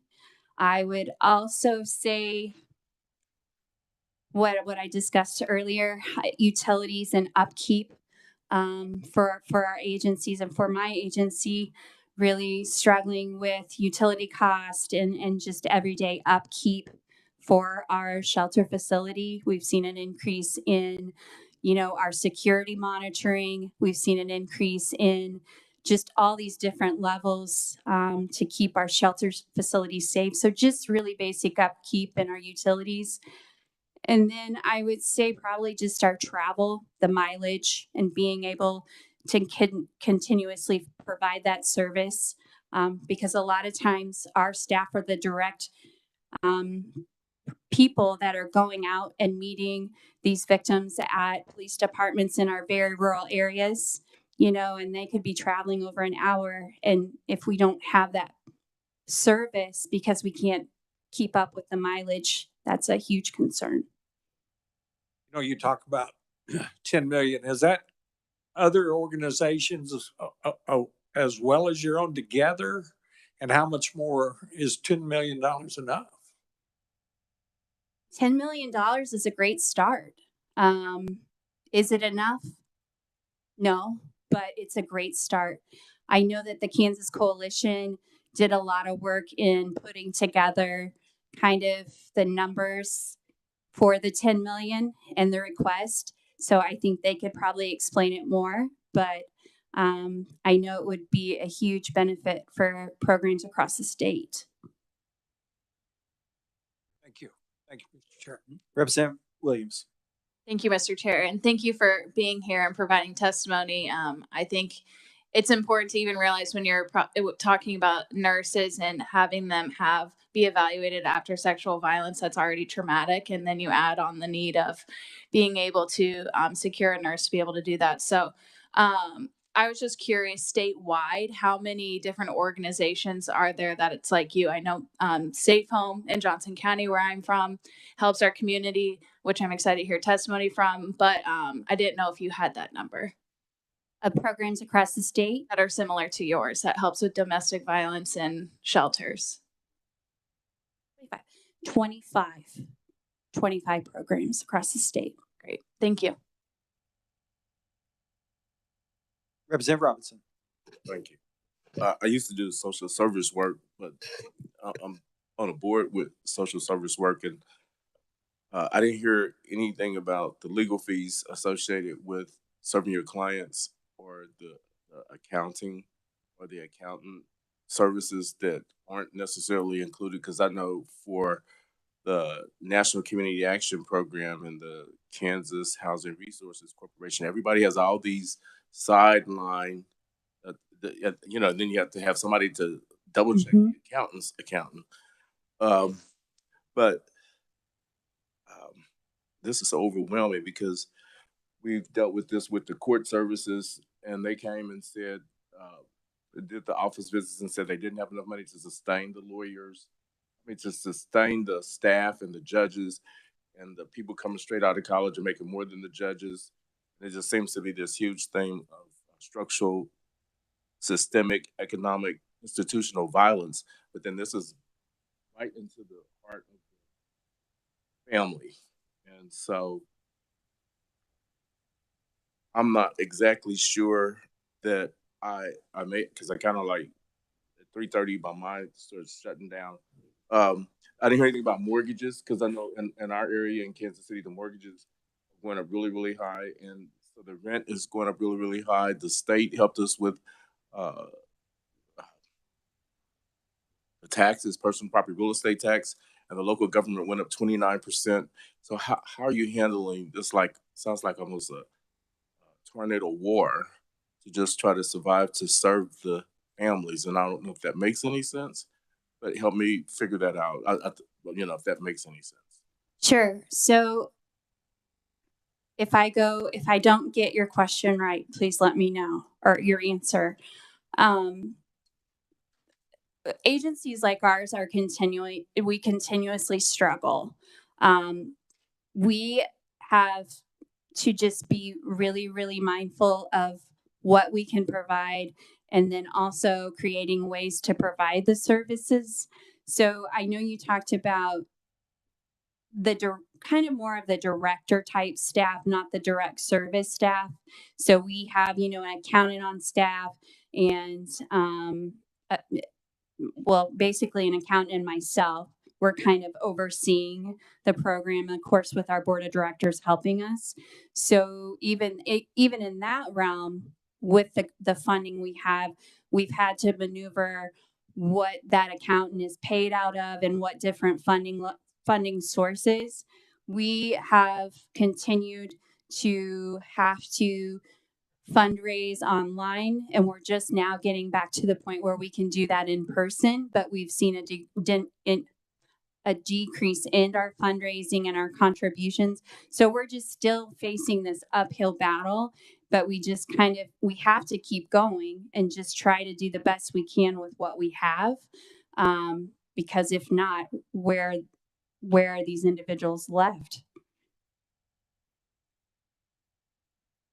That's what I was trying to find out. Okay. Because you didn't say anything about, I don't know that any of y'all said anything about legal fees or rent increase, the regular place that used to be somewhat reasonable, everything, so that's fine. Any other questions? All right, Brooke, thank you. Appreciate you being here. Next, we have Heidi Wooten, Executive Director of Safe Home of Johnson County. Welcome, Heidi. Thank you for having me. I am a small town girl from Pratt, Kansas. For those of you in the rural counties, so I just wanted you to know I was born and raised in Pratt, and I do live in the city. So it's kind of nice to feel the impact of the entire state. I'm the president and CEO for Safe Home. I have worked in the child welfare industry for 26 years.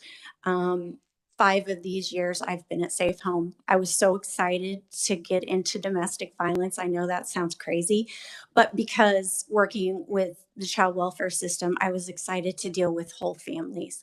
So domestic violence impacted every single child that I felt like I came across in those years of service doing that. So I think this is where the most holistic approach happens. This is where the impact, the rubber meets the road, so to speak. I wanted to share that we are thrilled. It's hard to be last, but also to try to cover some of your questions. So kind of want to hit on the highlights and to answer some of your questions. We are so grateful for the $5 additional million from the governor, 5.2, I guess it is. And that will keep us level funded. In 2018, when I started as the president and CEO, it was the big year that they had money, and we were actually able to ask for additional staff to support the needs that we were experiencing. Since that time, we've pretty much been level funded, which is essentially a cut. And what the stressors for me in our community, and all of them, these are the most resourceful people you'll ever meet in your life. We can find anything for anyone at any given time. We are that passionate about the work that we're doing. So we're very resourceful with our dollars. 95 cents of every dollar given to Save Home goes directly to our programs, in addition to the funding that we receive. So my salary, I have to raise money for my salary. I have to raise money for a fundraiser. I have to raise money for our CFO. I have to raise money for a marketing person.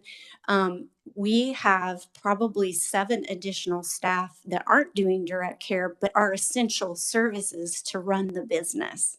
So that is something to consider. The biggest stressor for me is turning people away. So I hope you read my written statement.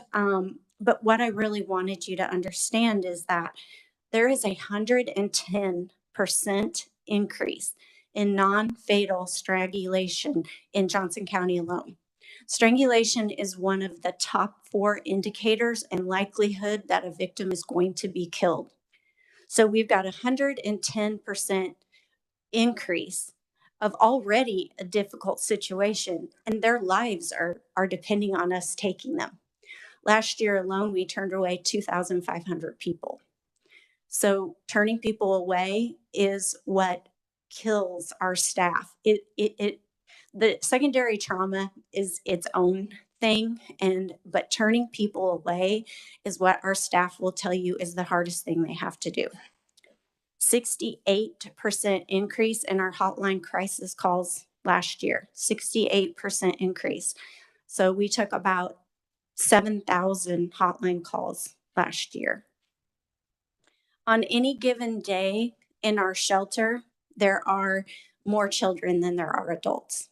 This is our opportunity to seize the moment and do the education and prevention and the trauma work with the children and the trauma therapy so that this cycle of domestic violence can stop. And when we're just constantly level funded, that we can't do additional things.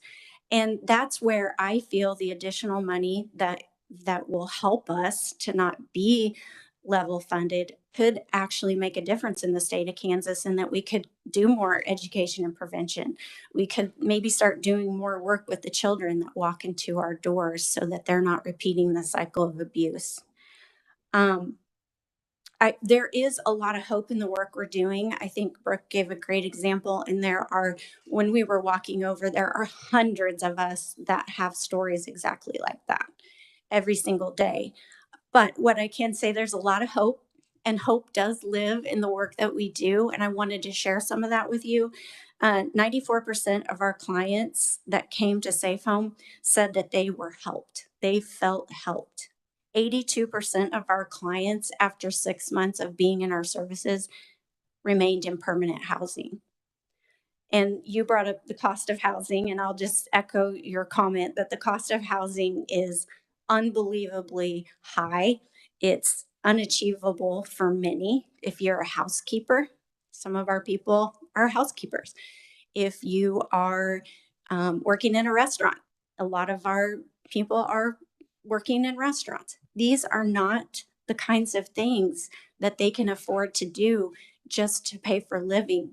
Childcare costs, all of the things just make it such an immense amount of critical need that the support that we could get from you would only help supersede that. I definitely wanted to share with you that the $10 million, would help us. So when the pandemic hit, there wasn't a single computer at Safe Home that had a camera. So we could do no virtual anything. So we had to start completely over. We have 52 staff members and we had to get 52 computers, and that's not in anybody's budget anywhere. But we pivoted quickly. We got those computers, but with those computers come an extraordinary amount of IT, especially when you're talking about, you know, confidential services that you're doing, people who are fleeing, hiding from abusers who have tracking systems on their car and on their phones and on their web, on their computers that they're using. Like it's a force to be reckoned with. So I can tell you that that increase is so significant. It was like 100, I'm trying to find it on my piece of paper, but our increase for IT was like $170,000. That's not in anybody's budget. But now we have computers, but now we have additional IT. The stock market volatility, the looming possible recession, we rely on fundraising, we rely on events, we rely on individual giving, and all of those things are being cut. So with an additional cut to our VOCA funding and then looking at the fundraising efforts, it seems like a no-win situation. What we could do with the additional funding, I think, is really important. And I put those bullet points there, but I wanted to bring up something related to, we took an old hotel and turned it into a shelter. So all of our clients have their own rooms and they have their own bathrooms. So their families live in a room. So during COVID, that was a benefit to us. However, when you're turning people away, you can only take so many. So we did utilize a lot of hotels. If somebody is in a high lethality situation and the likelihood of them being killed, you cannot turn them away. So we had hundreds of people living in hotels and managing their food needs and their case management and advocacy needs. All of those things outside of your regular needs was pretty astronomical, and we're still utilizing hotels today. So I think that that's something that we should definitely, share with you. So I hope that you will support the additional $10 million that we're asking for. I think the question of, is $10 million enough? No. We originally, when we talked about the 26 organizations and how it would get divided up and take that amount of dollars divided by 26 people, we really wanted to ask for 20 million. It's hard to come up with a number really to ask for, but what I can say is the 10 million will definitely help us retain staff, not turn people away, and actually do some additional work with children. I'm open to any questions. Okay. Thank you, Heidi. Representative Williams. Thank you, Mr. Chair, and thank you for being here today. I just had one quick question. Do you receive any funding from the county? ESG funds, we will apply oftentimes money to do some capital improvements through ESG, but no, we do not receive any. Those are all grants. So I do have a breakout. 57% of our revenue comes from government grants, and 8% of our funds come through fundraising. 6% comes through restricted private contributions, and 29% comes from unrestricted private contributions. So the majority of our funding comes from grants. Representative Smith. Thank you, Mr. Chair. Do the hotels or motels help you? They do. Honestly, that's been one of the most amazing, there were a lot of amazing, magical things that happened from COVID. A lot of great things happened, right? We learned a lot of amazing things. What we didn't realize is we could house people in hotels and that their staff are really passionate about the work we're doing too. And I can't thank them enough. Now, they were in need as well when we were in need. It's a lot harder now. A hotel room for maybe a suite of a mom with maybe 3 children was about $80 a night. And now we're up to like $179 a night because it's, they're not in need as much as they were before. Thank you, Mr. Chair. Thank you. Representative Amix. Thank you, Mr. Chairman. Heidi, question. You were talking about 57% of your money comes from grants? 57. The other private gifts? We have private and then unrestricted, like local family foundations, like the Hall Family Foundation or the Kemper Foundation or different things like that. Yes. Those gifts increasing? No. So I on my sheet I gave you a list of all the things that are decreasing, and none of my my coworkers and friends back there mentioned this, but we have all received United Way cuts. Our cuts have been, we went from, it's on my page here, it tells you exactly how much we once had. And then one of our largest funders of our therapists, we have 7 therapists that provide therapy. That funding is now being moved. They're starting a whole different initiative, and that's focusing on housing. So I will say that if we were to have a cut, that would be about $600,000, and that would be astronomically impactful to the community. I don't even know where we would start. Thank you, Mr. So I'm very surprised that you don't get any support from local government. That's pretty disappointing. All right. Any other questions? All right, Heidi, thank you. Appreciate you being here. Thank you all so very much for your time. All right, we have Jennifer Hecker with Executive Director of Options Domestic.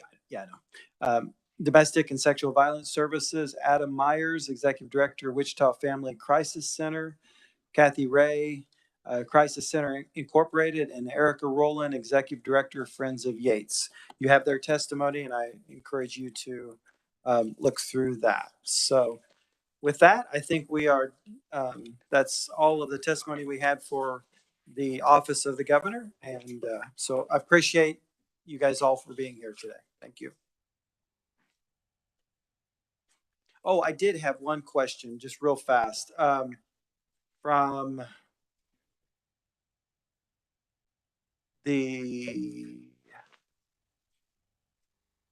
we got a total for every the Child Advocacy Center.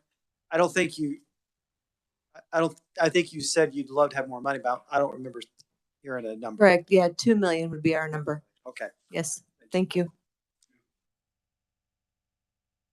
Yeah, Representative Robinson. Okay, and so I wanted to throw out Health and Human Services did a workshop several years ago about nonprofit relief. They had this thing, GSA Surplus. Contact them. I don't know if it's open back up yet or not, but you can go over there and see the stuff that was returned in the surplus. Some of it is really great in great condition, and they can help guide you. Some of the laptops have been refurbished, but I don't know if they have the security feature. But part goes out to the work service that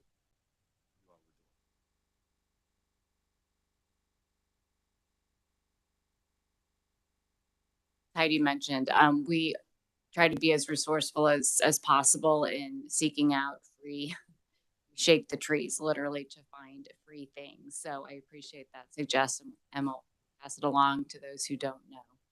But it is, your point about the security is also a point taken, because we can get free things, but that it may not be compatible with the security features that we have. A lot of times they aren't updated. And so they just won't work. Yeah, thank you. And Megan will probably maybe asking you for additional information as far as budgets, totals, things like that. I will say I need it quick. We need information quick because we have to make recommendations for this budget on Wednesday. So if she asks you for information, please get it to her as quickly as possible. So thank you. All right, we are now going to go to the Department of Labor, and we're probably going to go over today. But we've had it pretty easy for several weeks, so a few minutes over isn't going to hurt us. So, Stephen, if you could start us off. It's just dinner. That's right. Sure, I'll wait a minute or so for folks to clear out. And while they're clearing out, I do want to apologize to the Department of Labor. I don't know what I was thinking. I should have went ahead and let you guys go first, but appreciate you staying here anyway.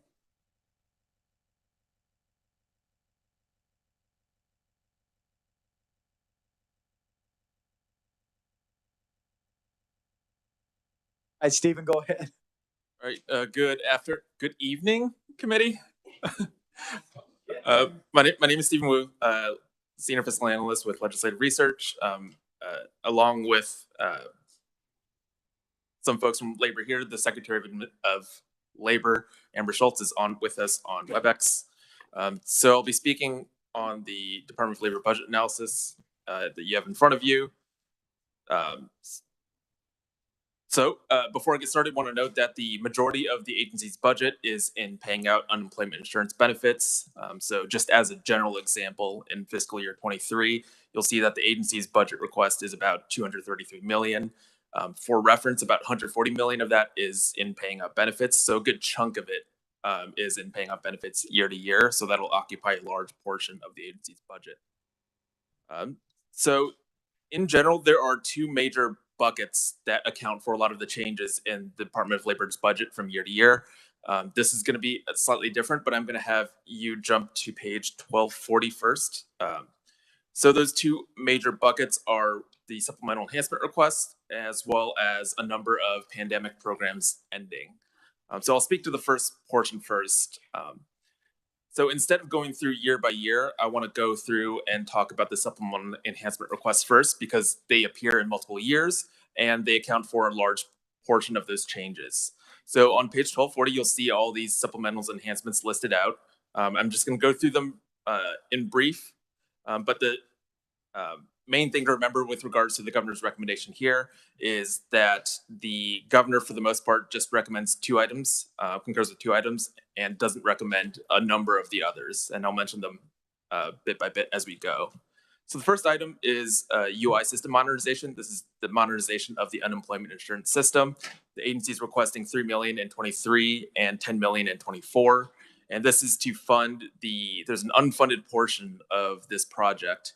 So in fiscal year 23, about 14.9 million is funded, about 3 million is unfunded. And in fiscal year 24, about 6.3 million is funded, about 10 million is unfunded. And this allocation of SGF would just be to be put towards that unfunded portion so that there is a dedicated funding source for this project. So for these 2 years, the project tasks involve everything from developing requirements management tools to system design, data migration, and everything in between. The governor's recommendation for this specific item is a bit different. Instead of just an up or down recommendation on this item, the governor recommends just a large pot of 20.5 million in fiscal year 23. You'll see that reflected in the table up at top. Governor recommends just 24.5 million in 23 and nothing in 24. Of note, the governor's recommendation also includes language to lapse any of this amount if the agency receives federal funding for this purpose. So if the Department of Labor receives 20.5 million in federal funding for UI modernization, then 20.5 million would be lapsed from this SGF allocation. Next, there's UI program staffing. The agency requests 3.9 million in 23 and 6.7 million in 24. And this funding is to fund existing positions that were created during the pandemic to address the backlog of unemployment claims. The Department of Labor indicates that other funding sources aren't currently available to be allocated towards these, so they would like some SGF to fund these positions.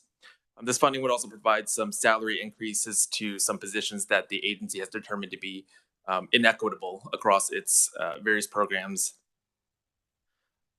Next, you'll see an item titled Law Enforcement Staff. The agency for this item requests about $400,000 in 23 and 24. And this is to fund some existing positions that would investigate unemployment fraud. And these positions would also forward some cases over to for prosecution. So of note, for these investigative positions during the pandemic, the Department of Labor increased the number of these investigators from 2 to 8. So this funding would be put towards funding those additional positions. The request includes salaries, supplies and training, and the purchase of one vehicle for these investigators to travel around the state to investigate these unemployment claims. The one last thing on this item, the agency indicates that the grant funding that used to be the dedicated funding source for this has since elapsed and can't be used for this, no longer supports additional staffing for this purpose. So they're just requesting SGF for filling that. Next, you'll see an item for IT department salaries. This is about $200,000 in 23 and 24. This would fund some existing vacant positions, such as applications developers, IT managers, project managers, and so on. The main purpose of this is to more closely align the pay for these positions with that of the private sector. So this would just lift up the base pay for those positions to be somewhat closer to what you would see in the private sector. Next, you'll see an item titled LWA overpayments. This refers to the Lost Wages Act. For this item, the agency is requesting about $1.5 million in 23. So the Lost Wages Assistance Program is one that is that allows states to provide up to $400 in additional weekly benefits for unemployment claims. Of that $400, $300 of it was allocated through a FEMA disaster relief fund. Part of the requirements for accepting those FEMA dollars is to pay FEMA back any amount in overpayments for those unemployment claims. So any amount over, the agency has to pay back FEMA. That totals to about $1.5 million in 23. Next, you'll see an item detailed HUA Development Operations. This refers to the Pandemic Unemployment Assistance Program. The agency is requesting $16.5 million in 23 for this. This funding would support continued PUA operations, including work through the backlog of pandemic program claims. This would also be used to repay the U.S. Department of Labor for some overage of costs. Prior funding sources for this program aren't available in 23. So like with all the other items described so far, the agency is requesting for some SGF to serve as a funding source for this. And the last enhancement and supplemental here is for capital improvements. In the table, you might notice that it's curious that there are just zeros across the line. This is because it is purely a funding swap. The agency is requesting about a little under $800,000 in 23 and 24 in SGF to compensate for a decrease of that amount of funding from the Workmen's Compensation Fee Fund. This is purely for capital improvements purposes, and this is purely so that the agency can use those funds for capital improvements. The agency was informed last year that they couldn't use Workmen's Compensation Fee funds to fund for the entirety of all the capital improvements that they were requesting. So they're just requesting a swap of some funds. Spend less from the Workmen's Compensation Fee Fund, spend from SGF instead, and it's about 60% of total project costs come from SGF. So I know that was a lot in a pretty short amount of time. The main thing you need to remember here for the governor's recommendation is that the governor recommends that first item, that UI system modernization, that's $20.5 million in fiscal year 23, and the governor recommends that SGF and Workmen's Compensation Fee Fund swap for capital improvements. All other items the governor doesn't recommend. You won't currently find those in the governor's version of the budget. At this point, I can jump into 23 and 24 pretty briefly, or I can pause for questions. Okay, Representative Riley. Thank you, Mr. Chair. Can you very quickly tell me where are they spending these capital improvements? What is that for? You'll see these on the last, I think it's like the last 2 or 3 pages of this document. If you flip to the very, very back, it's on 1255. There's a section detailed capital improvements. This details the list of projects the agency has scheduled for 22, 23, and 24. Very shortly, very briefly, the agency has 3 locations. They're looking to do capital improvements on each of those locations, different projects for each. Projects range from basic rehab and repair, excuse me, some parking lot seals, HVAC replacements, boiler replacements, renovations of the Eastman building, and so on. The capital improvement section in the back will go into any specific one of those in detail, and I can elaborate on any of those if you prefer. But yeah, in general, you'll find it in the back. All right, Representative Smith. Thank you, Mr. Chair. You said you're going to buy one car? Just one. Do you already have some? I don't believe just one. Okay, the agency indicates they have several. Thank you very much. All right, yeah, I think go ahead and go to 23. Yep. Do what, 9 through 13? Or? Yep. So 23 is on page 1233. So this big table up here is a ledger style table. It goes down from what the legislature approved last year to what the agency requests to what the governor recommends.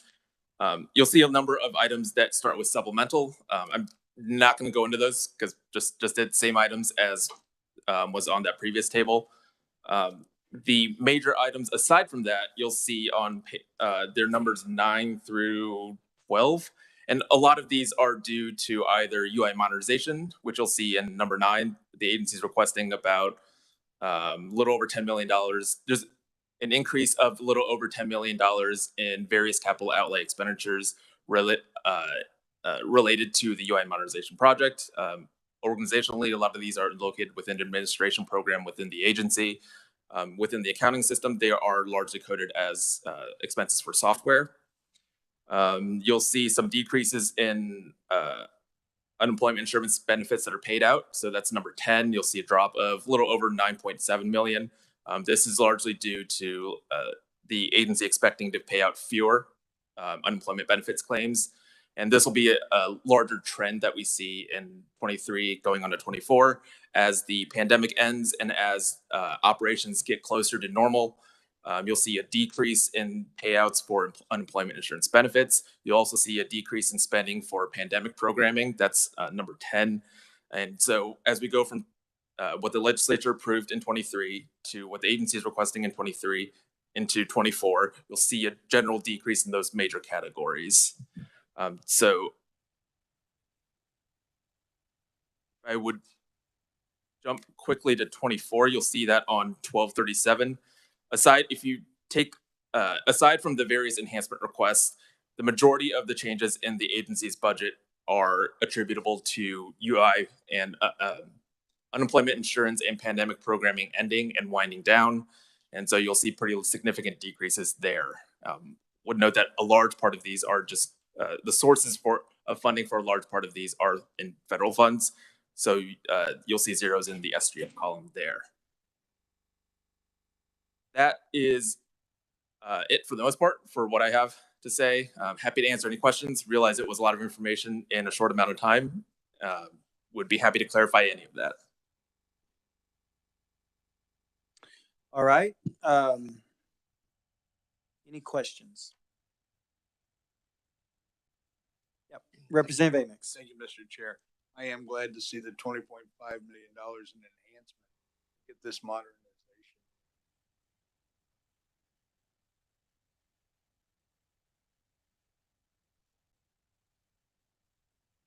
All right. Any other questions? All right. Thank you, Stephen. Appreciate it. All right.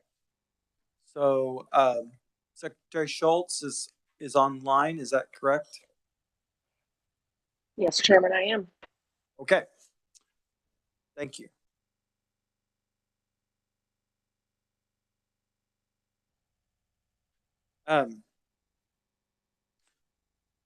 So I want to go to page 1235 on number 9, and you may not have this right in front of you, but if you could get it to me for there's 10.9 million, including 504,000. It says for majority is for the purchase of additional computers, servers, hardware, and software for the UI project. So I would assume that is above and beyond what is being paid to Sagitech?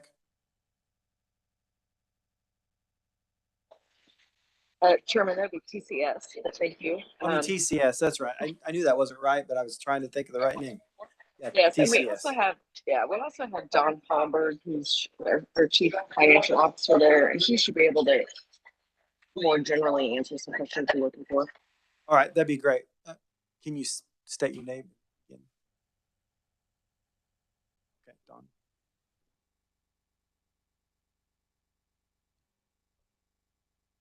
Sure. Yeah. So you have a UI modernization hardware.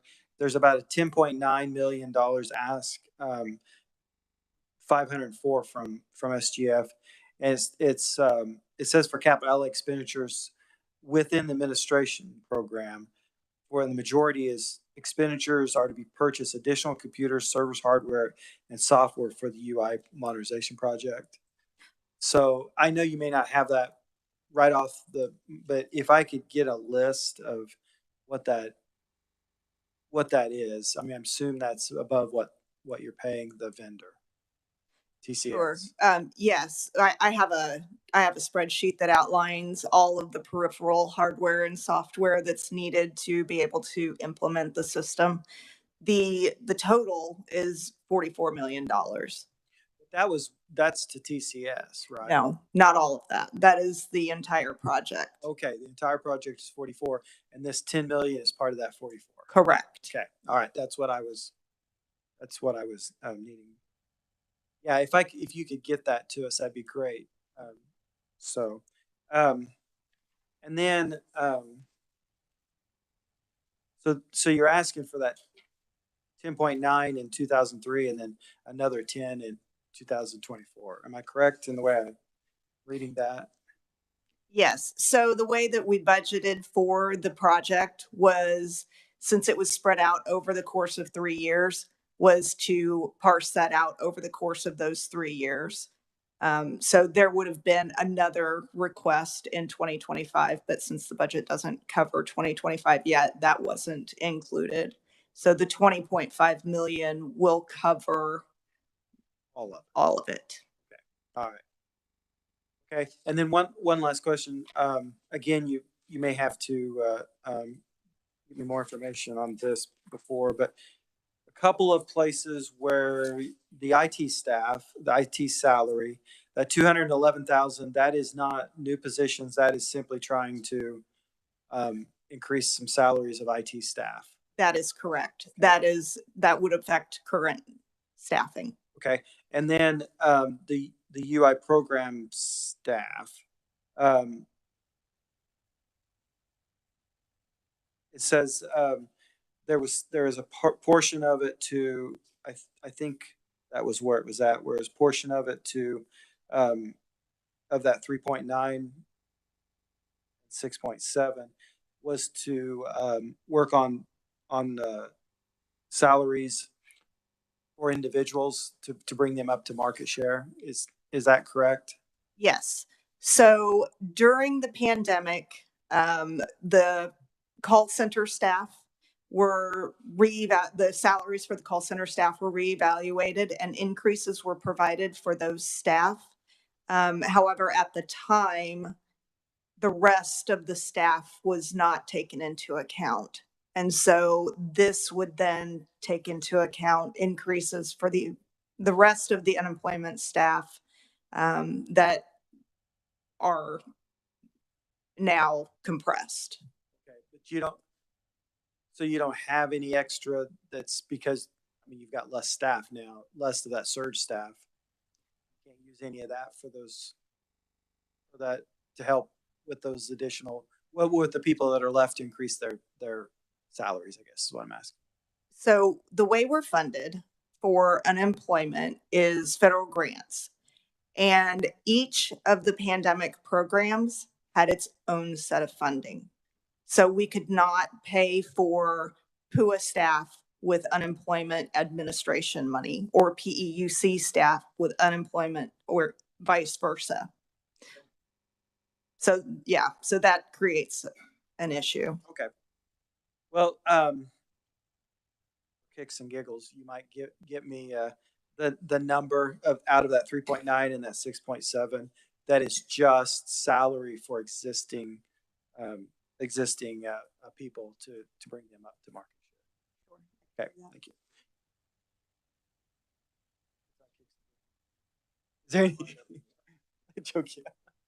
Are there any other questions? Oh, yes. And you should have gotten some a list of frequently asked questions. Do you have them with you? Oh, okay. Could you send those to us? Oh, yeah, yeah. Just send those so we can send that out to everybody. I'm not going to make you go through them all. Oh, okay. Yeah, yeah. Just send them to Susan, and she'll get them out to all of us. So appreciate you doing that. So, any other questions? All right. See, maybe it was better that you went last. Maybe. All right. All right. Thank you for being here. Sorry about the long wait. Thank you. All right. Okay, committee, we didn't do too bad, actually. Yeah. A little bit overtime, but you'll survive, I'm pretty sure. All right. Tomorrow we're going to do recommendations for Board of Barbering, Board of Cosmetology, and then we have Department of Administration and Office of Information Technology hearings. And then it looks like that I report out to appropriations tomorrow, Dentistry Board, Optometry Board, and Capers Board. So yeah. So just so you and then are we doing that bill tomorrow too?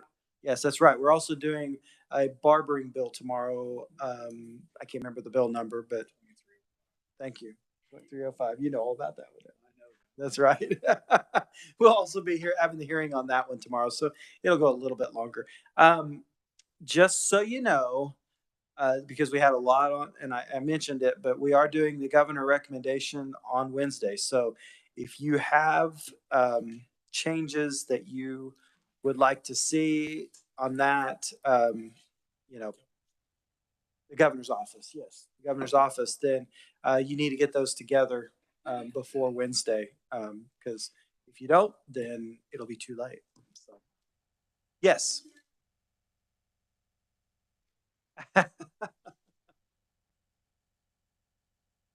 Well, talk to me later. All right. All right. All right. So with that, we are adjourned. Thank you.